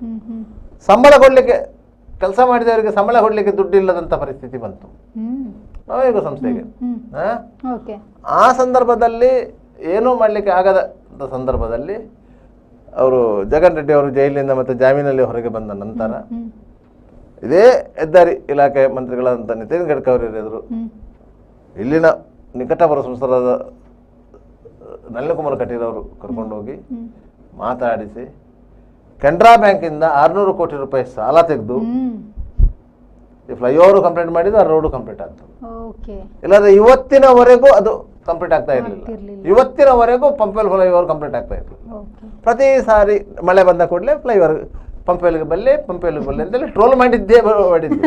ನಾನೊಂದು ಹೇಳ್ತೇನೆ ನಿಮ್ಗೆ, ಈಗ ಇದು ಹೆದ್ದಾರಿಯಲ್ಲಿ ಇಂಥ ದುರವಸ್ಥೆ ಇದೆಯಲ್ಲ, ನಾವು ಈಗಲೂ ಹೇಳ್ತಾ ಇದ್ದೇವೆ, ಮೊನ್ನೆ ಹೇಳಿದ್ದೇವೆ. ಅಲ್ಲಿ ಯಾವುದಾದ್ರೂ ತೊಂದರೆ ಆದರೆ ನೀವು ಹೆದ್ದಾರಿ ಇಲಾಖೆಯ ಯಾರು ಪ್ರಮುಖರಿದ್ದಾರೆ ಅವರ ಮೇಲೆ ಕ್ರಿಮಿನಲ್ ಕಂಪ್ಲೇಂಟ್ ಕೊಡಿ ಅಂತೇಳಿ ಮೊನ್ನೆ ನಡೆದಂತಹ ಅಪಘಾತಕ್ಕೆ ಸಂಬಂಧಿಸಿದಂತೆ ಒಂದು ಕ್ರಿಮಿನಲ್ ಕಂಪ್ಲೇಂಟ್ ಕಾವೂರು ಪೊಲೀಸ್ ಸ್ಟೇಷನ್ಗೆ ಕೊಡಿ. ಯಾರಾದ್ರೂ ಕೊಟ್ಟಿದ್ದಾರಾ? ಇಲ್ಲ. ಮಂಗಳೂರು ಉತ್ತರ ಟ್ರಾಫಿಕ್ ಪೊಲೀಸರವರು ಆಕ್ಸಿಡೆಂಟ್ಗೆ ಸಂಬಂಧಪಟ್ಟ ಹಾಗೆ ಒಂದು ಕೇಸ್ ದಾಖಲು ಮಾಡಿಕೊಂಡಿದ್ದೆ ಲಾರಿ ಡ್ರೈವರ್ನ ಮೇಲೆ. ಅದು ಬಿಟ್ಟು ಹೆದ್ದಾರಿ ಇಲಾಖೆಯವರ ಮೇಲೆ ಯಾರು ಕಂಪ್ಲೇಂಟ್ ಕೊಟ್ಟರು? ಯಾರು ಕೊಡಲಿಲ್ಲ. ಫೇಸ್ಬುಕ್ ಅಲ್ಲಿ, ವಾಟ್ಸಾಪ್ ಅಲ್ಲಿ ನೂರಾರು ಮಂದಿ ಕಾಮೆಂಟ್ ಹಾಕ್ತಾರೆ, ಪೋಸ್ಟ್ಗಳನ್ನ ಹಾಕ್ತಾರೆ. ಹೆದ್ದಾರಿ ಇಲಾಖೆ ಅಧಿಕಾರಿಗಳನ್ನು ಗಲ್ಲಿಗೆ ಏರಿಸಬೇಕು ಅಂತ ಹೇಳ್ತಾರೆ. ಎಷ್ಟು ಹೊಂಡಗಳಿವೆ ಅಷ್ಟು ಹೊಂಡಗಳಲ್ಲಿ ಅವರನ್ನು ಮುಳುಗಿಸ್ಬೇಕು ಅಂತ ಹೇಳ್ತಾರೆ. ಒಬ್ಬರೇ ಒಬ್ಬ ಹೋಗಿ ಅಲ್ಲಿ ಕಂಪ್ಲೇಂಟ್ ಕೊಡಿ, ಫಾರ್ಮೆಟ್ ರೆಡಿ ಮಾಡಿ ವಾಟ್ಸಪ್ ಅಲ್ಲಿ ಹಾಕ್ತೇವೆ. ಯಾವ ರೀತಿ ಕಂಪ್ಲೇಂಟ್ ಕೊಡಬೇಕು ಅಂತ ಹೇಳಿ ಫಾರ್ಮೆಟ್ ರೆಡಿ ಮಾಡಿ ವಾಟ್ಸಪ್ ಅಲ್ಲಿ ಹಾಕ್ತೇವೆ. ಕೊಡು. ಎಷ್ಟು ಮಂದಿ ಕೊಡ್ತಾರೆ? ಯಾರು ಕೊಡುದಿಲ್ಲ. ಯಾಕೆ ಅಂತ ಹೇಳಿದ್ರೆ ಇವರಿಗೆ ಕೋರ್ಟು ಅಂತ ಹೇಳಿದ್ರೆ ಒಂದು ರೀತಿಯ ಭೀತಿ ಇದೆ, ಕೋರ್ಟಿಗೆ ಅಲೆದಾಡಬೇಕು ಎನ್ನುವಂತಹ ಒಂದು ಸಂಶಯಗಳಿವೆ. ಅದರಿಂದ ಯಾರೂ ಹೋಗುದಿಲ್ಲ. ಇದು ಫೇಸ್ಬುಕ್ ಅಲ್ಲಿ ಸುಲಭ ಅಲ್ಲ. ಹೌದು. ಮೊಬೈಲ್ ಎತ್ತಿದ, 4 ಅಕ್ಷರ ಟೈಪ್ ಮಾಡಿದ, ಹಾಕಿದ, ಅದನ್ನು ಯಾರಾದ್ರೂ ನೋಡಿದ್ರು ಅದನ್ನು ಇನ್ನೊಬ್ಬರಿಗೆ ಶೇರ್ ಮಾಡಿದ್ರು. ಇಷ್ಟೇ ಮಾಡುವಂತಹ ಜವಾಬ್ದಾರಿಯನ್ನು ಹೊಂದಿರುವಂತವರು ಈ ಪ್ರದೇಶದಲ್ಲಿ ಸಾರ್ವಜನಿಕವಾಗಿ ತೊಂದರೆಯಾದವರನ್ನ ಮೇಲೆತ್ತುವಂತ ಕೆಲಸ ಮಾಡ್ತಾರೆ. ಸರ್, ಈಗ ಈ ಒಂದು ಕಂಪ್ಲೇಂಟ್ ವಿಷಯಕ್ಕೆ ಹೇಳಬೇಕು ಅಂತಂದ್ರೆ ಈಗ ಇವಾಗ ಕೆಲವೊಂದು ಸರ್ವೆಗಳನ್ನೆಲ್ಲ ಮಾಡ್ತಾರಲ್ವಾ ಸರ್, ಇದಕ್ಕೆ ಎಸ್ ಆರ್ ನೋ ಅಂತ ಟಿಕ್ ಮಾಡಿ ಅದೇ ರೀತಿಯ ಒಂದು ಕಂಪ್ಲೇಂಟ್ ನ ಫಾರ್ಮ್ಯಾಟ್ ಮಾಡಿ ಪೊಲೀಸ್ನವರು ಮಾಡಿ ಸಾರ್ವಜನಿಕರ ಹತ್ರ ಅವ್ರಿಗೆ ಕಂಪ್ಲೇಂಟ್ ಕೊಡ್ಬೇಕಾ ಬೇಡವಾ ಈ ರೀತಿಯಾದಂತಹ ಮಾಡಬಹುದು. ನೋಡಿ, ಪೊಲೀಸ್ ಇಲಾಖೆಯಿಂದ ಅಂತಹ ಒಂದು ಪ್ರಯತ್ನವನ್ನು ಮಾಡ್ಲಿಕ್ಕೆ ಬರೋದಿಲ್ಲ. ಯಾಕಂತ ಹೇಳಿದ್ರೆ ಅವರು ಕಾನೂನನ್ನು ಜಾರಿ ಮಾಡುವ ಇಲಾಖೆಯ ಹೊರತು ಕಾನೂನನ್ನು ರೂಪಿಸುವ ಇಲಾಖೆ ಅಲ್ಲ. ಸಂವಿಧಾನಬದ್ಧವಾಗಿ ಏನೆಲ್ಲ ಕಾನೂನುಗಳು ರೂಪಣೆ ಆಗ್ತವ ಆ ಕಾನೂನನ್ನು ಜಾರಿ ಮಾಡುವ ಇಲಾಖೆಯ ಹೊರತು ರೂಪಿಸುವ ಇದಲ್ಲ. ನಾವು ಬೇಕಾದ್ರೆ ಚಂದ ಮಾಡಿ ಒಂದು ಕಂಪ್ಲೇಂಟ್ ಡ್ರಾಫ್ಟ್ ಮಾಡಿ ವಾಟ್ಸಪ್ ಅಲ್ಲ ಫೇಸ್ಬುಕ್ ಅಲ್ಲ ಹಾಕ್ತೇವೆ. ಯಾರು ಆರೋಪಿಗಳು ಏನು ಅಂತ ನೀವು ನಿಮ್ಮ ಹೆಸರು ಬರೆಯುವುದು, ನಿಮ್ಮ ಒಂದು ಸಿಗ್ನೇಚರ್ ಹಾಕೋದು, ಕೊಂಡೋಗಿ ಸಂಬಂಧಪಟ್ಟ ಪೊಲೀಸ್ ಸ್ಟೇಷನ್ಗೆ ಕೊಡೋದು, ಅವರಲ್ಲಿ ಎಫ್ಐಆರ್ ಮಾಡ್ತಾರೆ.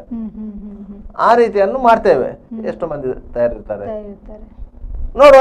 ರಾಷ್ಟ್ರೀಯ ಹೆದ್ದಾರಿ ಇಲಾಖೆ ಅಧಿಕಾರಿಗಳ ಮೇಲೆ ಒಂದೊಂದು ಪೊಲೀಸ್ ಸ್ಟೇಷನ್ ಅಲ್ಲಿ 2 ಕಂಪ್ಲೇಂಟ್ ರಿಜಿಸ್ಟರ್ ಆಗಲಿ, ಆಗ ಪೊಲೀಸರು ನೋಟಿಸ್ ಕೊಡ್ಲಿಕ್ಕೆ ಸ್ಟಾರ್ಟ್ ಮಾಡ್ತಾರೆ. ಇಲ್ಲಂದ್ರೆ ಪೊಲೀಸರು ಹೇಗಂತ ನೋಟಿಸ್ ಕೊಡುದು, ಅವ್ರು ಸೋಮೋಟೋ ಕೇಸ್ ತಗೊಳ್ಳಿಕ್ಕೆ ಆಗಲ್ಲ. ಅವ್ರಿಗೆ ಸೋಮೋಟೋ ಕೇಸ್ ತಗೊಳ್ಳಿಕ್ಕೆ ಆಗುದಿಲ್ಲ. ಅಂತ ಅನಿವಾರ್ಯ ಸಂದರ್ಭದಲ್ಲಿ ಅವರು ಸೋಮೋಟೋ ತಗೊಳ್ಬಹುದು, ಹೊರತು ಇಂಥ ಸಾರ್ವಜನಿಕ ವಿಚಾರಗಳಿಗೆ ಸಂಬಂಧಪಟ್ಟ ಹಾಗೆ ಅವರು ಸೋಮೋಟೋ ಪ್ರಕರಣ ತಗೊಳ್ಳಿಕ್ಕೆ ಆಗುದಿಲ್ಲ. ನಾವು ಪೊಲೀಸರನ್ನು ದೂರುವ ಪ್ರಶ್ನೆ ಅಲ್ಲ. ಅವ್ರಿಗೆ ಸೋಮೋಟೋ ತಗೊಳ್ಬಾರ್ದು ಅಂತ ಹೇಳಿ ನಿಮ್ಗೆ ಕೊಡ್ಲಿಕ್ಕೆ ಏನು ಅದಾಗುದಿಲ್ಲ. ಅವರು ಸೋಮೋಟೋ ತಗೊಳ್ಳಿ ಅಂತ ಹೇಳಿ ಅವರಿಗೆ ಬಿಟ್ಟು ಉಪದೇಶ ಮಾಡ್ಲಿಕ್ಕೆ ಆಗುತ್ತೆ. ನಮ್ಗೆ ಸ್ವಂತ ಕಂಪ್ಲೇಂಟ್ ಕೊಡ್ಲಿಕ್ಕೆ ಏನಿದೆ? ನಿಮ್ಗೆ ಕೋರ್ಟಿಗೆ ಹೋಗ್ಲಿಕ್ಕೆ ಸಿಕ್ಕಿದ್ರೆ ಒಂದು ಬಾರಿ ಇಲ್ಲ 2 ಬಾರಿ. ಜೆರಲ್ ಟವರ್ಸ್ ಹೇಳ್ತಾ ಇದ್ರು, ಕಂಪ್ಲೇಂಟ್ ಕೊಟ್ಟು ನಾನು ಬರ್ತೇನೆ ಸಾಕ್ಷಿ ಹೇಳಲಿಕ್ಕೆ ಅಂತ ಹೇಳಿ ಅಲ್ವಾ. ಅಂತವರಿಗೆ ನಾವು ಪ್ರೋತ್ಸಾಹ ಕೊಡ್ಬೇಕು, ನಾವು ಅದಕ್ಕೆ ಮುಂದೆ ಹೋಗ್ಬೇಕು. ಇಲ್ಲ, ಅದು ಮಾಡೋದಿಲ್ಲ. ಕೂತುಕೊಂಡು ಫೇಸ್ಬುಕ್ ವಾಟ್ಸಪ್ ಅಲ್ಲಿ ಕತೆ ಹೇಳ್ತಾರೆ ಹೊರತು ಬೇರೆ ಮಾಡುದು. ಓಕೆ ಸರ್, ಇದ್ರ ಬಗ್ಗೆ ಇನ್ನಷ್ಟು ಮಾತಾಡೋಣ. ಇದೀಗ ಸುದ್ದಿಗೊಂದು ಗುದ್ದುವಿನಲ್ಲಿ ಚಿಕ್ಕ ವಿರಾಮ.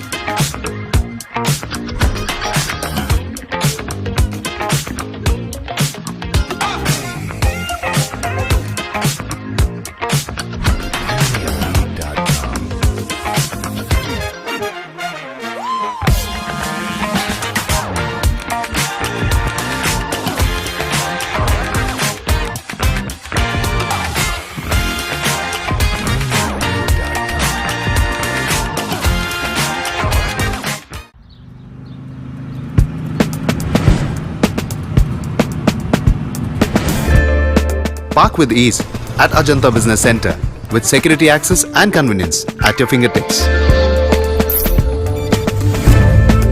Step into a welcoming lobby where a warm smile greets you and your clients. With top-tier amenities, Ajanta set the stage for our success, leading us to Ashoka Business Center as a next upgrade. Invest in workspaces managed by Vertex. Invest Smart. Invest in Mangaluru. The Father Mullah Charitable Institutions, the most modern linear accelerator, only one of its kind in this region for specific burning of cancer cells. We have all precision equipments and instruments for both invasive and non-invasive surgical procedures and diagnosis, ultrasonic color Doppler, CT scan and MRI machines. The operation theatres are equipped with contemporary equipments, high-tech intensive care units, neo and postnatal units, burns unit, cath lab and cardiothoracic units are fully equipped. Our NICU is the largest in the city. The blood bank and cell separator and casualty are 24-hour services. The Father Mullah Charitable Institutions.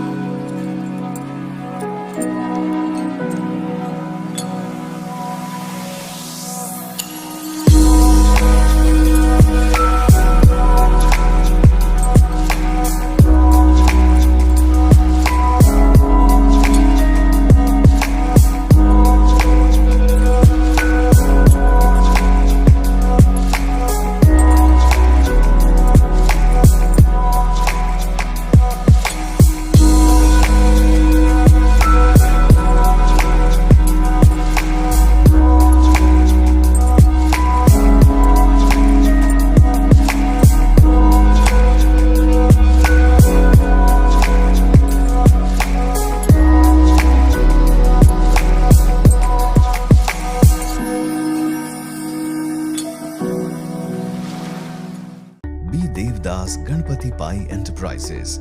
All kinds of quality and attractive material available at one place. Biggest showroom in Mangalore city. Admired by public at large. The showroom of your choice. B. Devdas Ganpati Pai Enterprises. Near New Chitra Talkies, Mangalore. AJ Hospital and Research Center is a leading advanced tertiary healthcare center of India, serving the coastal citizens and spreading good health across the sea line. AJ Hospital and Research Center is a specialized Medicare center providing service to more than 30 major medical disciplines, embracing new technologies to offer high-level healthcare that matches the best in the country. Our technical and medical expertise include foremost services in cadaveric organ retrieval, drug-eluting stent placement, pediatric lab nephrectomy, ambulance services, dermatology, ENT, nephrology and many more. AJ Hospital and Research Center, Kuntikana, Mangaluru. Call 222-5533. Ideal ice cream, milky way to your heart.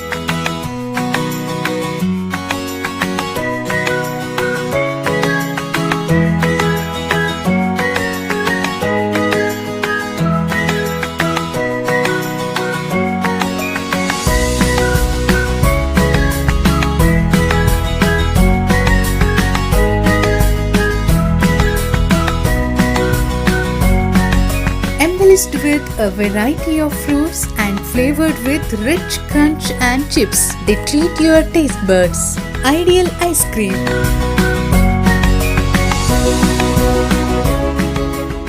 Vasudeva Stores. Store for your inner needs. Visit us to find trendy innerwear from major brands.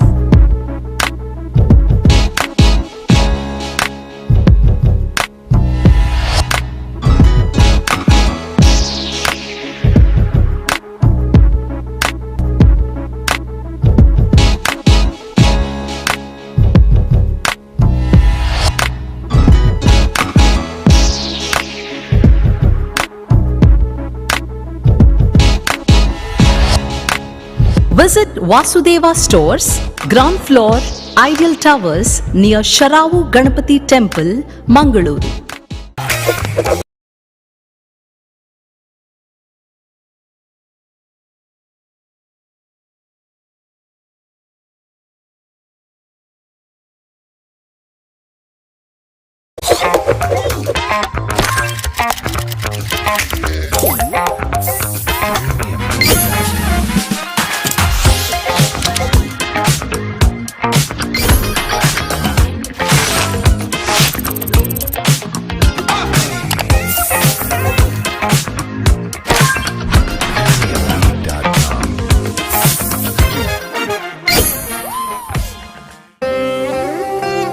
ನನ್ನ ಬಾಲ್ಯ ಅಮೂಲ್ಯ ನೆನಪುಗಳಿಂದ ತುಂಬಿತ್ತು.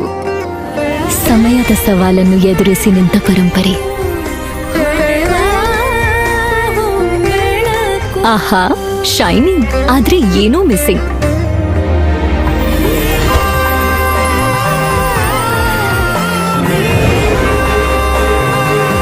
ಶತಮಾನದ ವಾರಸುದಾರಿಕೆಯ ಹೊಸ ಮುಖ ಭೀಮಾ.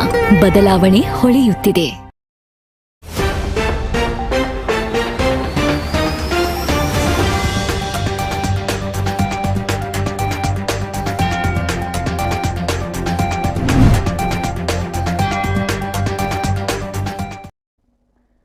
ವಿರಾಮದ ಬಳಿಕ ಸುದ್ದಿಗೊಂದು ಗುದ್ದುಗೆ ಮತ್ತೊಮ್ಮೆ ಸ್ವಾಗತ. ಸರ್, ಈಗ ಹೇಳ್ತಾರೆ ಸುರತ್ಕಲ್ ಟೋಲ್ ಮುಚ್ಚಿದ್ದೇ ಗುಂಡಿಗೆ ಕಾರಣ ಆಗೋದಕ್ಕೆ ಮುಖ್ಯ ಕಾರಣ ಅಂತೆಲ್ಲ ಕೆಲವೊಂದು ಸಾರ್ವಜನಿಕರು ಅಭಿಪ್ರಾಯ ಪಡ್ತಾ ಇದ್ದಾರೆ ಸರ್, ಇದ್ರ ಬಗ್ಗೆ ನೋಡಿ. ಸುರತ್ಕಲ್ ಟೋಲ್ ಮುಚ್ಚಿದ್ದು ಈ ಗುಂಡಿಗೆ ಕಾರಣ ಅಲ್ಲ. ಆದರೆ ಈ ಗುಂಡಿಯನ್ನು ಮುಚ್ಚುವಂತಹ ಕೆಲಸಕ್ಕೆ ಹಣಕಾಸಿನ ತೊಂದರೆ ಆಗಿರುವುದು ಸತ್ಯ. ನಿಮಗೆ ಸುರತ್ಕಲ್ ಟೋಲ್ ಇರುವಾಗ ದಿನವೊಂದಕ್ಕೆ ಕನಿಷ್ಠ 2 ರಿಂದ 3 ಲಕ್ಷ ರೂಪಾಯಿ ಅಲ್ಲಿ ಕಲೆಕ್ಷನ್ ಆಗ್ತಾ ಇತ್ತು. ಆ ಕಲೆಕ್ಷನ್ ದಾನದಲ್ಲಿ NFPT ಅವರಿಗೆ ಸಂದಾಯ ಮಾಡಬೇಕಿತ್ತು. ಉಳಿದುದನ್ನು ಇವರು ಮೇಂಟೆನೆನ್ಸ್ಗೆ ಅಂತ ಇಟ್ಟುಕೊಳ್ತಾ ಇದ್ರು. ಯಾವಾಗ ಸುರತ್ಕಲ್ ಟೋಲನ್ನು ಮುಚ್ಚಬೇಕಾಯ್ತು ಅನಿವಾರ್ಯವಾಗಿ, ಅದನ್ನು ಹೆಜಮಾಡಿ ಟೋಲ್ ಒಟ್ಟಿಗೆ ವಿಲೀನ ಮಾಡಲಾಯಿತು. ಹೆಜಮಾಡಿ ಟೋಲು ಅನ್ನು ನಿರ್ವಹಣೆ ಮಾಡ್ತಾ ಇರುವುದು ಬೇರೆ ಸಂಸ್ಥೆ, ಹೆಜಮಾಡಿ ಟೋಲ್ ಅನ್ನು ನಿರ್ವಹಣೆ ಮಾಡ್ತಿರೋದು ಬೇರೆ ಸಂಸ್ಥೆ. ಆದ್ದರಿಂದಾಗಿ ಆ ಸಂಸ್ಥೆಯವರು ಅದಕ್ಕೆ ಬೇಕಾಗಿ ಟೋಲ್ ದರವನ್ನು ಹೆಚ್ಚಳ ಮಾಡಿದ್ರು. ಹೆಚ್ಚಳ ಮಾಡಿ ಇದರ NMPTಗೆ ದುಡ್ಡು ತುಂಬುವಂಥ ಕೆಲಸವನ್ನ ಮಾಡಿದ್ರು. ಆದರೆ ನಿರ್ವಹಣೆಗೆ ಹಣ ಸಾಕಾಗೋದಿಲ್ಲ. ಅದರಿಂದ ರಾಷ್ಟ್ರೀಯ ಹೆದ್ದಾರಿ ಪ್ರಾಧಿಕಾರ ಏನು ಹೇಳೋದು, ನಮ್ಗೆ ಹೆದ್ದಾರಿಯನ್ನು ನಿರ್ವಹಣೆ ಮಾಡಲಿಕ್ಕೆ ನಮ್ಮ ಹತ್ರ ಹಣಕಾಸಿನ ಕೊರತೆ ಇದೆ. ಓಕೆ ಸರ್, ಈಗ ಇದ್ರ ಬಗ್ಗೆ ನಮ್ಮ ಜೊತೆ ಮಾತಾಡೋದಕ್ಕೆ ಸಾಮಾಜಿಕ ಕಾರ್ಯಕರ್ತರಾದಂತಹ ಜೆರಾಲ್ಡ್ ಟೌರ್ ಸರ್ ಇದ್ದಾರೆ. ಸರ್, ಕಾರ್ಯಕ್ರಮಕ್ಕೆ ಸ್ವಾಗತ. Hello hello hello hello yes sir. Sir, ಈಗ ಟೋಲ್ ಗೇಟ್ ಮುಚ್ಚಿರ್ತಾರಲ್ಲ. ಹಲೋ ಹಲೋ ಸರ್, ಕಾರ್ಯಕ್ರಮಕ್ಕೆ ಸ್ವಾಗತ. ಸರ್, ಏನಾಗಿದೆ ಅಂತಂದ್ರೆ ಈಗ ರೋಡ್ನ ನಿರ್ಮಿಸೋದಕ್ಕೆ ಒಂದಿಷ್ಟು ಟೆಂಡರ್ಗಳಿಗೆಲ್ಲ ಕೊಡ್ತಾರೆ ಅಲ್ವಾ sir? Yes sir. Toll gate ಮುಚ್ಚಿರೋದನ್ನೇ ನೆಪ ಮಾಡಿಕೊಂಡು ಏನಾದರೂ ಹೆದ್ದಾರಿ ಇಲಾಖೆಯವರು ಇದನ್ನ ಅವ್ರ ಮೇಲೆ ಎತ್ತಾಕ್ತಿದಾರ ಅಥವಾ ಏನು ಅಂತ? ಇಲ್ಲ, ಹೆದ್ದಾರಿ ಇಲಾಖೆಯವರು ಅವರ ಬೇಜವಾಬ್ದಾರಿಯನ್ನು ಸಾರ್ವಜನಿಕವಾಗಿ ಪ್ರದರ್ಶನ ಮಾಡ್ತಾ ಇದ್ದಾರೆ. ಹೆದ್ದಾರಿ ಇಲಾಖೆಯವರು ಅದನ್ನು ಬೇರೆ ಒಂದು ಸಂಸ್ಥೆಗೆ ಟೆಂಡರ್ ಮೂಲಕ ವಹಿಸಿಕೊಡ್ಬೇಕು ಅದನ್ನು ನಿರ್ವಹಣೆ ಮಾಡಲಿಕ್ಕೆ. ಅವರಿಗೆ ಹೆದ್ದಾರಿ ಇಲಾಖೆಯವರು ದುಡ್ಡು ಕೊಡಬೇಕು, ಅವರು ನಿರ್ವಹಣೆ ಮಾಡ್ತಾರೆ. ಈಗ ಹೆದ್ದಾರಿ ಇಲಾಖೆಯವರು ಏನು ನಮ್ಮಲ್ಲಿ ಅದರ ನಿರ್ವಹಣೆ ಮಾಡಲಿಕ್ಕೆ ಏನು ಫಂಡ್ ಇಲ್ಲ ಅಂತ ಹೇಳುವಾಗ ಅವರು ಅದನ್ನು ಬೇರೆ ಕಡೆಯಿಂದ ಕ್ರೋಢೀಕರಣ ಮಾಡುವುದು ಹೆದ್ದಾರಿ ಇಲಾಖೆಯ ಜವಾಬ್ದಾರಿ. ಇದು ಏನಾಗಿದೆ, ಹೆದ್ದಾರಿ ಇಲಾಖೆಯ ಅಧಿಕಾರಿಗಳನ್ನು ನೀವು ಸರಿಯಾದ ರೀತಿಯಲ್ಲಿ ಕಾಲಕಾಲಕ್ಕೆ ಎಚ್ಚರಿಸುವಂಥ ಕೆಲಸವನ್ನು ಸ್ಥಳೀಯ ಜನಪ್ರತಿನಿಧಿಗಳು ಮಾಡಬೇಕು. ಇಲ್ಲದೆ ಯಾವುದೇ ಅಧಿಕಾರಿಗಳಿರಲಿ, ಅದು ಹೆದ್ದಾರಿ ಇಲಾಖೆ ಅಂತಲ್ಲ, PWD ಇಲಾಖೆ ಇರಲಿ, ಬೇರೆ ಬೇರೆ ಇಲಾಖೆಯ ಅಧಿಕಾರಿಗಳಿರಲಿ, ಅವರಿಗೆ ಎಚ್ಚರ ಆಗುವುದಂತ ಇಲ್ಲ. ಯಾಕಂತ ಹೇಳಿದರೆ ಸರ್ಕಾರ ನಮಗೆ ಸಂಬಳ ಕೊಡ್ತದೆ, ಸಂಬಳಕ್ಕೆ ಸರಿಯಾಗಿ ನಾವು ಕೆಲಸ ಮಾಡಬೇಕು, ಅದರ ಪರಿಣಾಮವಾಗಿ ಸಾರ್ವಜನಿಕರಿಗೆ ಉಪಕಾರ ಆಗಬೇಕು ಎನ್ನುವಂಥ ನಿಯತ್ತು ಸರ್ಕಾರಿ ಅಧಿಕಾರಿಗಳಿಗೆ ಇಲ್ಲವಿಲ್ಲ. ಅದು ಪಿಯೋನ್ನಿಂದ ಹಿಡಿದು ಉನ್ನತ ಮಟ್ಟದ ಅಧಿಕಾರಿಯವರೆಗೆ. ಎಸ್ ಸರ್, ಈಗ ನಮ್ಮ ಜೊತೆ ಸಾಮಾಜಿಕ ಕಾರ್ಯಕರ್ತರಾದಂತಹ ಜೆರಾಲ್ಡ್ ಟೌರ್ ಇದ್ದಾರೆ. ಸರ್, ಕಾರ್ಯಕ್ರಮಕ್ಕೆ ಸ್ವಾಗತ. ಹಲೋ ಹಲೋ ಸರ್, ಈಗ ಹೆದ್ದಾರಿ ಸಮಸ್ಯೆಗಳಿಂದಾಗಿ ದಿನನಿತ್ಯ ತೊಂದರೆಗಳಾಗ್ತಾ ಇರುವಂತದ್ದು ಸರ್. ಇದೀಗ ಟೆಂಡರ್ ಪ್ರಕ್ರಿಯೆ ಹೇಗೆ ನಡೆಯುತ್ತೆ ಅನ್ನೋದ್ರ ಬಗ್ಗೆ ನೀವೇನು ಹೇಳ್ತೀರಾ? ಎಸ್ ಸರ್, ನೀವೇನು ಹೇಳ್ತಾ ಇದ್ರಿ ಸರ್? ಆದ್ರಿಂದಾಗಿ ಪಿಯೋನ್ನಿಂದ ಹಿಡಿದು ಉನ್ನತ ಅಧಿಕಾರಿಗಳವರೆಗೆ ಎಲ್ಲರೂ ಆವತ್ತಿನ ದಿವಸ ಮುಂದುವರಿದರೆ ಸಾಕು ಎನ್ನುವಂತ ಮನೋಸ್ಥಿತಿಯಲ್ಲಿ ಇರುವುದು. ಸಾರ್ವಜನಿಕರಿಗೆ ಏನು ತೊಂದರೆ ಆಗ್ತದೆ, ಏನಾಗುತ್ತದೆ ಎನ್ನುವುದರ ಬಗ್ಗೆ ಅವರು ಆಲೋಚನೆ ಮಾಡುವುದಿಲ್ಲ. ಆದ್ದರಿಂದಾಗಿ ಸಾರ್ವಜನಿಕರು ಈ ರೀತಿಯ ಕಷ್ಟ ಕೋಟಲೆಗಳಿಗೆ ಸಿಲುಕುತ್ತಾರೆ. ಕೇವಲ ರಸ್ತೆ ಒಂದು ಸಮಸ್ಯೆ ಅಲ್ಲ, ನೀವು ಪ್ರತಿಯೊಂದು ಸರ್ಕಾರಿ ಕಚೇರಿಯ ಸಮಸ್ಯೆಗಳಿದು. ಅವರನ್ನು ಸರಿಯಾದ ರೀತಿಯಲ್ಲಿ ಆಯಾ ಕಾಲಕ್ಕೆ, ಒಂದು ತಿಂಗಳಿಗೊಮ್ಮೆ ಇಲ್ಲದೆ 2 ತಿಂಗಳಿಗೊಮ್ಮೆ, ಬೇಡ ತಪ್ಪಿದ್ರೆ 3 ತಿಂಗಳಿಗೊಮ್ಮೆ ಎಲ್ಲ ಇಲಾಖೆ ಅಧಿಕಾರಿಗಳನ್ನು ಕರೆಸಿ ಒಂದು ಸಭೆ ಮಾಡಿ ಸಲಹೆ ಸೂಚನೆಯನ್ನು ಕೊಟ್ಟು ಮುಂದಿನ ಸಭೆಯ ಒಳಗೆ ಇಂತಹ ಕಾರ್ಯಗಳು ಆಗಬೇಕು ಅಂತ. ಎಚ್ಚರ ಕೊಡಬೇಕು. ಒಂದು ಶಾಸಕರು ಮಾಡಬೇಕು, ಇಲ್ಲದೆ ಸಂಸತ್ ಸದಸ್ಯರು ಮಾಡಬೇಕು, ಇಲ್ಲದೆ ಜಿಲ್ಲಾ ಉಸ್ತುವಾರಿ ಸಚಿವರು ಮಾಡಬೇಕು, ಇಲ್ಲದೆ ರಾಜ್ಯ ಮಟ್ಟದ ಮಂತ್ರಿಗಳು ಸಚಿವರು ಬಂದಾಗ ಜಿಲ್ಲಾ ಉಸ್ತುವಾರಿ ಸಚಿವರಿದ್ದಾರೆ ಅವರು ಮಾಡಬೇಕು. ಯಾರಾದರೂ ಒಬ್ರು ಒಂದು ತಿಂಗಳಿಗೊಂದು ಸಭೆ ಮಾಡ್ತಾ ಹೋಗ್ಬೇಕು. ಒಮ್ಮೆ ಶಾಸಕರು ಅವರ ಕ್ಷೇತ್ರದ ವ್ಯಾಪ್ತಿಯಲ್ಲಿ ಅವರು ಒಂದು ಸಭೆ ಮಾಡಿದರೆ, ಲೋಕಸಭಾ ಕ್ಷೇತ್ರ ವ್ಯಾಪ್ತಿಯಲ್ಲಿ ಲೋಕಸಭಾ ಸದಸ್ಯರು ಒಮ್ಮೆ ಸಭೆ ಮಾಡಬೇಕು, ಜಿಲ್ಲಾ ಉಸ್ತುವಾರಿ ಜಿಲ್ಲಾ ಮಟ್ಟದಲ್ಲಿ ಒಂದು ಸಭೆ ಮಾಡಬೇಕು, ಜಿಲ್ಲಾಧಿಕಾರಿಗಳೊಂದು ಸಭೆ ಮಾಡಬೇಕು. ಈ ರೀತಿಯಾಗಿ ಒಂದೊಂದು ಸಭೆ ಮಾಡಿ ಎಲ್ಲ ಅಧಿಕಾರಿಗಳ ಮಟ್ಟದಲ್ಲಿ ಸಭೆ ಮಾಡಿ ಅಧಿಕಾರಿಗಳ ಸಲಹೆ ಸೂಚನೆ ಕೊಡಬೇಕು. ಸರ್, ಈಗ ಯಾರಾದ್ರೂ ಒಬ್ರು ಅಧಿಕಾರಿಗಳು ಬರ್ತಾ ಇದ್ದಾರೆ ಅಂತಾದ್ರೆ, ಇವಾಗ ಮಂಗಳೂರಿಗೆ ಬರ್ತಾರೆ ಅಂತಾದ್ರೆ ತಕ್ಷಣ ಅದರ ನೆಕ್ಸ್ಟ್ ಡೇ ಏನಾಗುತ್ತೆ ಅಂತಂದ್ರೆ ಎಲ್ಲ ರೋಡ್ ಎಲ್ಲ ಕ್ಲೀನ್ ಮಾಡ್ತಾರೆ, ಎಲ್ಲಾದ್ರೂ ಗುಂಡಿ ಇದ್ರೆ ಅದನ್ನ ಮುಚ್ತಾರೆ. ಆ ಮುಚ್ಚುವಂತ ಕಾರ್ಯವನ್ನ ಮಾಡೋರು ಯಾರು ಅಂತ ನೋಡಿ. ಅದು ಏನಂತ ಹೇಳಿದ್ರೆ, ಒಂದು ಮುಖ್ಯಮಂತ್ರಿ ಬರುವಂತ ಸಂದರ್ಭ, ಹೌದು, ಇಲ್ಲಂದ್ರೆ ಪ್ರಧಾನ ಮಂತ್ರಿಗಳು ಬರುವಂತ ಸಂದರ್ಭ, ಹೌದು, ಇಲ್ಲ ರಾಷ್ಟ್ರಪತಿಗಳು ಬರುವಂತ ಸಂದರ್ಭದಲ್ಲಿ ಮಾಡ್ತಾರೆ. ಎಲ್ಲಿ ಮಾಡ್ತಾರೆ? ಅವರು ಯಾವ ರೋಡಲ್ಲಿ ಬರ್ತಾರೆ ಆ ರೋಡಲ್ಲಿ ಮಾತ್ರ ಮಾಡ್ತಾರೆ, ಹೊರತು ಬೇರೆ ಕಡೆಯಲ್ಲಿ ಮಾಡಲ್ಲ. ಅದಕ್ಕಾಗಿ ಅವರ ಹತ್ರ ಒಂದು ಆಪದ್ದನ ಅಂತ ಒಂದು ಫಂಡ್ ಇರ್ತದೆ. ಆ ಫಂಡಿನ ಮೂಲಕ ಅದನ್ನು ನಿರ್ವಹಣೆ ಮಾಡುವುದು. ರಾಷ್ಟ್ರೀಯ ಹೆದ್ದಾರಿ ಇಲಾಖೆಯವರು ಮಾಡುದು. ಗೊತ್ತಾಗುತ್ತೆ. ಆಗ ಡಿಸಿ ಅವರು ಹೇಳ್ತಾರೆ ಪ್ರೋಟೋಕಾಲ್ ಇದೆ, ಡಿಸಿ ಅವರು ಹೇಳ್ತಾರೆ ಇಮಿಡಿಯೇಟ್ ರಾಷ್ಟ್ರಪತಿಗಳ ಇದಾಗಿದೆ ರೋಡ್ ಕ್ಲಿಯರ್ ಮಾಡ್ಕೊಳ್ಳಿ ಅಂತ ಹೇಳಿ. ಅದಕ್ಕೆ ಒಮ್ಮೊಮ್ಮೆ ಏನ್ ಮಾಡ್ತಾರೆ, ಆಗುದಿಲ್ಲ ಅಂತ ಆದ ಮೇಲೆ ಅವರನ್ನು ರೋಡಲ್ಲೇ ಕರ್ಕೊಂಡು ಬರೋದಿಲ್ಲ, ಹೆಲಿಕಾಪ್ಟರ್ ಅಲ್ಲಿ ಹಾರಿಸ್ಕೊಂಡು ಹೋಗ್ತಾರೆ. ಮಂಗಳೂರಿಂದ ಉಡುಪಿಗೆ ಕಳೆದ ಸಾರಿ ಹೆಲಿಕಾಪ್ಟರ್ ಅಲ್ಲಿ ಕರ್ಕೊಂಡು ಹೋದದ್ದು, ಯಾಕಂದ್ರೆ ಆ ರೋಡಲ್ಲಿ ಕರ್ಕೊಂಡು ಹೋಗ್ಲಿಕ್ಕೆ ಆಗುದಿಲ್ಲ ಅಂತ ಹೇಳಿ. ಇಂಥ ಬುದ್ಧಿವಂತ ಅಧಿಕಾರಿಗಳು ಇದ್ದಾರೆ, ಇಲ್ಲಂತ ಏನಿಲ್ಲ. ಯಾಕಂತ ಹೇಳಿದ್ರೆ ರಸ್ತೆ ರಿಪೇರಿ ಮಾಡಬೇಕು ಎನ್ನುವಂತ ಕನಿಷ್ಠ ಕಾಳಜಿಯು ಅವರಲ್ಲಿ ಇರುವುದಿಲ್ಲ. ವಾಸ್ತವ ಏನಂತ ಹೇಳಿದ್ರೆ ಅದೇ ರಸ್ತೆಯ ಮೇಲೆ ಅದೇ ಅಧಿಕಾರಿಗಳು ಓಡಾಡ್ತಾರೆ. ಯಾಕಂದ್ರೆ ವಾಹನ ಅವರದಲ್ಲ, ಸರ್ಕಾರದ್ದು. ಅವರ ಖಾಸಗಿ ವಾಹನದಲ್ಲಿ ಹೋಗುದಂತಾದ್ರೆ ಅವರಿಗೆ ಬೇಸರ ಆಗತ್ತೆ, ಎಲ್ಲಿ ಸ್ಪ್ರಿಂಗ್ ಪ್ಲೇಟ್ ಹೋಗ್ತದ, ಎಲ್ಲಿ ಶಾಕ್ ಅಬ್ಸರ್ವರ್ ಹೋಗ್ತದ ಅಂತ ಹೇಳಿ, ಎಲ್ಲಿ ಗಾಡಿ ಹಾಳಾಗ್ತದೆ ಅಂತ ಹೇಳಿ. ಇದೆಲ್ಲ ಹಾಳಾದ್ರೆ ಇದು ಸರ್ಕಾರದ್ದು, ಅದಕ್ಕೊಂದು ರಿಪೇರಿಗೆ ಅಂತೊಂದು ಫಂಡ್ ಇರ್ತದೆ, ಅದೊಂದು ಮೇಂಟೆನೆನ್ಸ್ ಇರ್ತದೆ. ಈ ರೀತಿಯಾಗಿ ಮಾಡ್ತಾರೆ. ಅದರಿಂದಾಗಿ ನಮ್ಮ ಸ್ವಂತದ್ದಾದ್ರೆ ನಮ್ಗೆ, ಸರ್ಕಾರದ ಹಾಗೆ ಈ ರೀತಿಯ ಮನೋಸ್ಥಿತಿ ಇರುವಂತ ಅಧಿಕಾರಿಗಳಿರುವುದರಲ್ಲಿ ಈ ರೀತಿಯ ಅವಾಂತರಗಳು ಸೃಷ್ಟಿಯಾಗಿರುವುದು. ಸರ್, ಈ ರೀತಿಯ ಮನಸ್ಥಿತಿಯ ಅಧಿಕಾರಿಗಳಿಂದಲೇ ನಮ್ಮ ಮಂಗಳೂರು ಸ್ಮಾರ್ಟ್ ಸಿಟಿ ಅಂತ ಹೆಸರು ಪಡ್ಕೊಂಡಿದೆ. ಬಿಟ್ರೆ ಕೆಲವೊಂದಿಷ್ಟು ಏನು ಪ್ರಾಬ್ಲಮ್ಸ್ ಹಾಗೆ ಇದೆ ಅಲ್ವಾ ಸರ್? ನೋಡಿ, ಸ್ಮಾರ್ಟ್ ಸಿಟಿಯಾಗಿ ಮಂಗಳೂರು ಆಯ್ಕೆ ಆದಾಗ ಎಲ್ಲರೂ ಖುಷಿಪಟ್ಟರು. ಯಾಕಂತ ಹೇಳಿದ್ರೆ ಸ್ಮಾರ್ಟ್ ಸಿಟಿ ಅನುದಾನ ಬರ್ತದೆ, ಆ ಅನುದಾನದಲ್ಲಿ ಇಷ್ಟು % ಕಮಿಷನ್ ಹೊಡಿಬಹುದು ಅಂತೇಳಿ, ಇಷ್ಟೇ ಖುಷಿ ಅದು, ಅದಕ್ಕೆ ಮತ್ತೆ ಯಾವ್ದಕ್ಕಲ್ಲ. ಆದರೆ ಸ್ಮಾರ್ಟ್ ಸಿಟಿ ಅನುದಾನಕ್ಕೆ ರಾಜ್ಯ ಸರ್ಕಾರದ ಅನುದಾನವು ಸೇರ್ಬೇಕನ್ನುವ ಕಾರಣ ಇದ್ದಾಗೆ ಬಹುತೇಕ ಯೋಜನೆಗಳು ಅಲ್ಲಲ್ಲಿ ಸ್ಟ್ರಕ್ ಆಗಿರೋದು. ರಾಜ್ಯ ಸರ್ಕಾರದಿಂದ ಅನುದಾನ ಬರಲಿಲ್ಲ, ಕೇಂದ್ರ ಸರ್ಕಾರದ ಅನುದಾನ ಬಂತು, ರಾಜ್ಯ ಸರ್ಕಾರದ ಅನುದಾನ ಸೇರಿದ ಅದನ್ನು ರಿಲೀಸ್ ಮಾಡ್ಲಿಕ್ಕೆ ಆಗುದಿಲ್ಲ. ಈ ರೀತಿಯ ಸಮಸ್ಯೆಗಳು ಆಯ್ತು. ನಿಮ್ಗೆ ಸ್ಮಾರ್ಟ್ ಸಿಟಿ ಅಡಿಯಲ್ಲಿ ನಿಮಗೆ ಯಾವುದು ಸರಿಯಾದ ಕಾಮಗಾರಿ ಆಗಿದೆ? ಈಗಾಗಲೇ ಸ್ಮಾರ್ಟ್ ಸಿಟಿ ಯೋಜನೆ ಜಾರಿಯಾಗಿ 4 ವರ್ಷ ಆಯ್ತು. ಯಾವುದು ಆಗಿದೆ? ಸೆಂಟ್ರಲ್ ಮಾರ್ಕೆಟ್ ಬಿಲ್ಡಿಂಗ್ ಆಗ್ತಾ ಇರೋದು ಖಾಸಗಿ ಮತ್ತು ಸ್ಮಾರ್ಟ್ ಸಿಟಿ ಅಂಡರ್ ಅಲ್ಲಿ. ಅದರಲ್ಲಿ ಸ್ಮಾರ್ಟ್ ಸಿಟಿ ಏನೂ ಇಲ್ಲ, ಜಾಗ ಮಾತ್ರ ಮಹಾನಗರ ಪಾಲಿಕೆದ್ದು, ಅದು ಖಾಸಗಿ ಸಂಸ್ಥೆ ಅದನ್ನು ನಿರ್ಮಾಣ ಮಾಡ್ತಿರೋದು. ಮಾಡಿ ಅದಕ್ಕೆ ಬಾಡಿಗೆ ಫಿಕ್ಸ್ ಮಾಡಿ ಅವರು ಕೊಟ್ಟು ಮತ್ತೆ 30 ವರ್ಷದ ನಂತರ ಅದನ್ನು ಮಹಾನಗರ ಪಾಲಿಕೆಗೆ ಹಸ್ತಾಂತರ ಮಾಡೋದು, BOT ಮಾದರಿಯಲ್ಲಿ. ಆಯ್ತಾ? ಜಿಲ್ಲಾಧಿಕಾರಿಗಳ ಕಚೇರಿ ಸಂಕೀರ್ಣ, ಅದು ಯೋಜನೆಯೇ ಬೇರೆ, ಅದು ಕುಂಠಿತ ಆದಾಗ ಸ್ಮಾರ್ಟ್ ಸಿಟಿ ಅನುದಾನವನ್ನು ಅದಕ್ಕೆ ಟ್ರಾನ್ಸ್ಫರ್ ಮಾಡಿದ್ದು.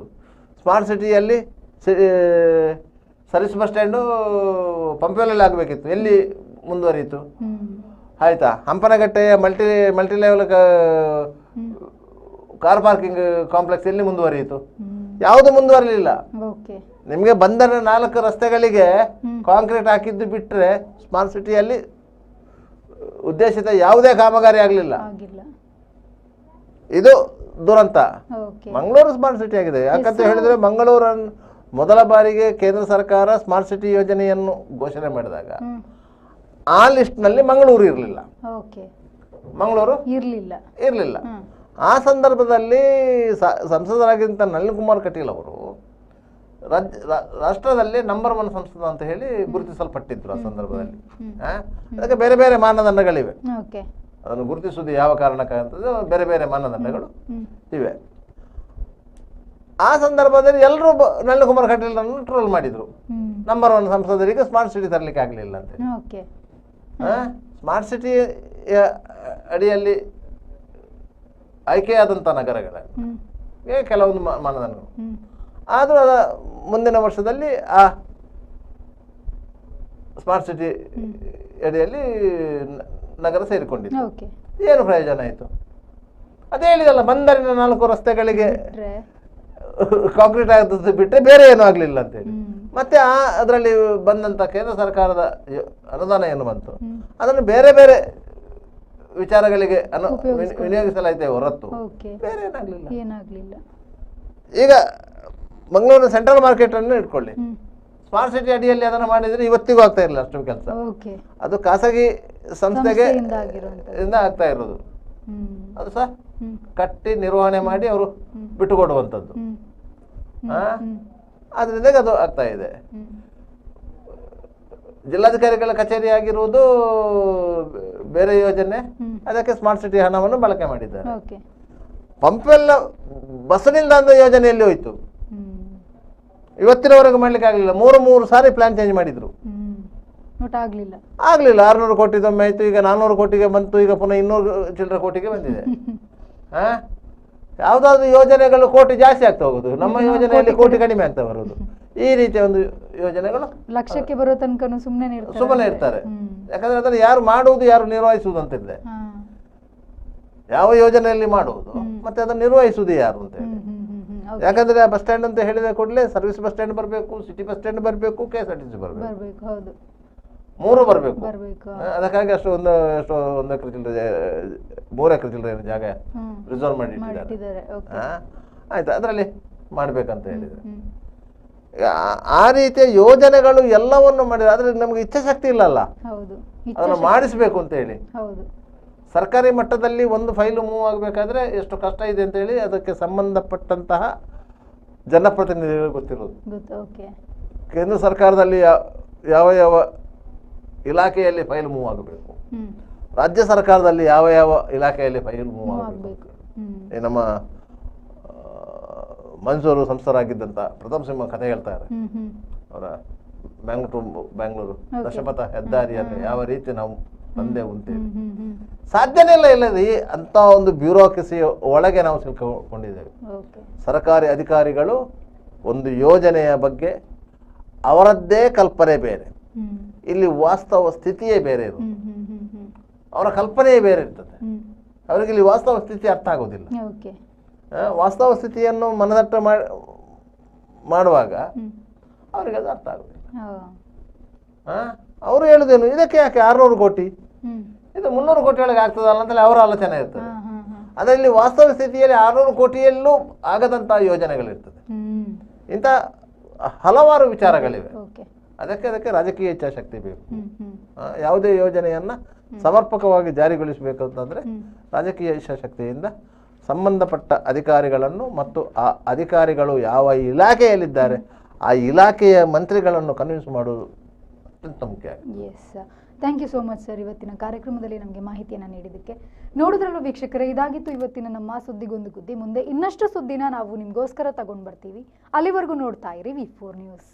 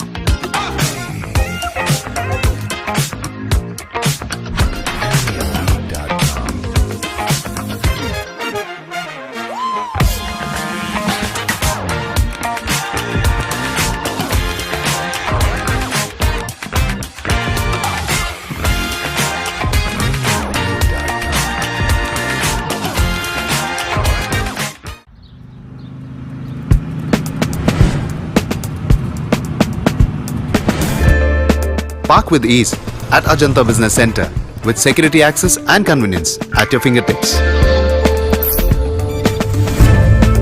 Step into a welcoming lobby where a warm smile greets you and your clients. With top-tier amenities, Ajanta set the stage for our success, leading us to Ashoka Business Center as a next upgrade. Invest in workspaces managed by Vertex. Invest Smart. Invest in Mangaluru. The Father Mullah Charitable Institutions, the most modern linear accelerator, only one of its kind in this region for specific burning of cancer cells. We have all precision equipments and instruments for both invasive and non-invasive surgical procedures and diagnosis, ultrasonic color Doppler, CT scan and MRI machines. The operation theaters are equipped with contemporary equipments, high-tech intensive care units, neo and postnatal units, burns unit, cath lab and cardiothoracic units are fully equipped. Our NICU is the largest in the city. The blood bank and cell separator and casualty are 24-hour services. The Father Mullah Charitable Institutions.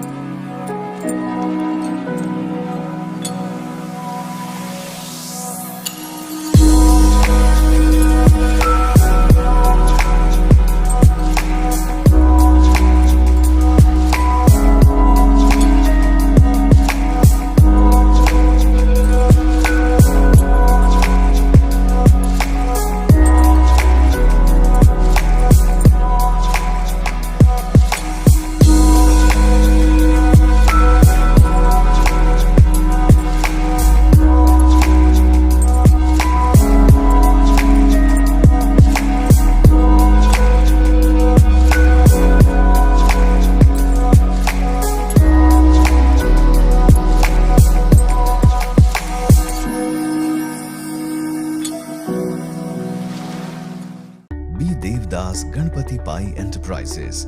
All kinds of quality and attractive material available at one place. Biggest showroom in Mangalore city. Admired by public at large. The showroom of your choice. B. Devdas Ganpati Pai Enterprises near New Chitra Talkies, Mangalore. AJ Hospital and Research Center is a leading advanced tertiary healthcare center of India, serving the coastal citizens and spreading good health across the sea line. AJ Hospital and Research Center is a specialized Medicare center providing service to more than 30 major medical disciplines, embracing new technologies to offer high-level healthcare that matches the best in the country. Our technical and medical expertise include foremost services in cadaveric organ retrieval, drug-eluting stent placement, pediatric lab nephrectomy, ambulance services, dermatology, ENT, nephrology and many more. AJ Hospital and Research Center, Kuntikana, Mangaluru. Call 222553. Ideal ice cream, milky way to your heart.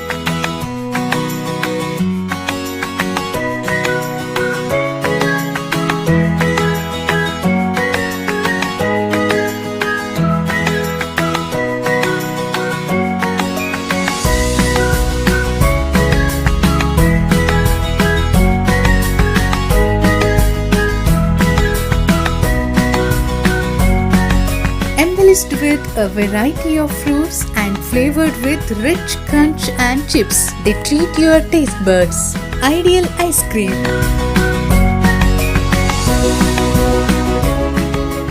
Vasudeva Stores. Store for your inner needs. Visit us to find trendy innerwear from major brands.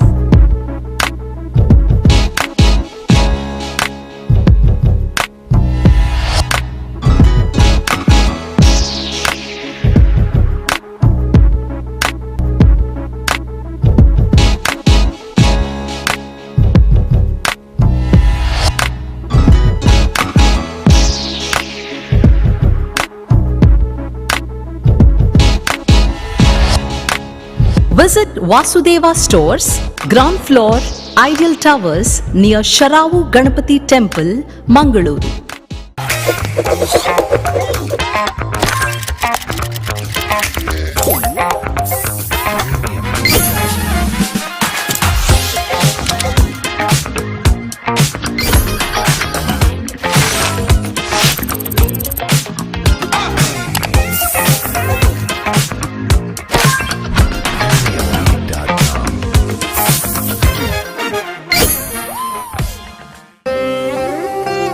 ನನ್ನ ಬಾಲ್ಯ ಅಮೂಲ್ಯ ನೆನಪುಗಳಿಂದ ತುಂಬಿತ್ತು.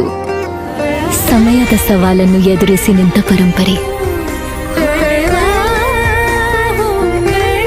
ಆಹಾ, shining, ಆದ್ರೆ ಏನೋ missing.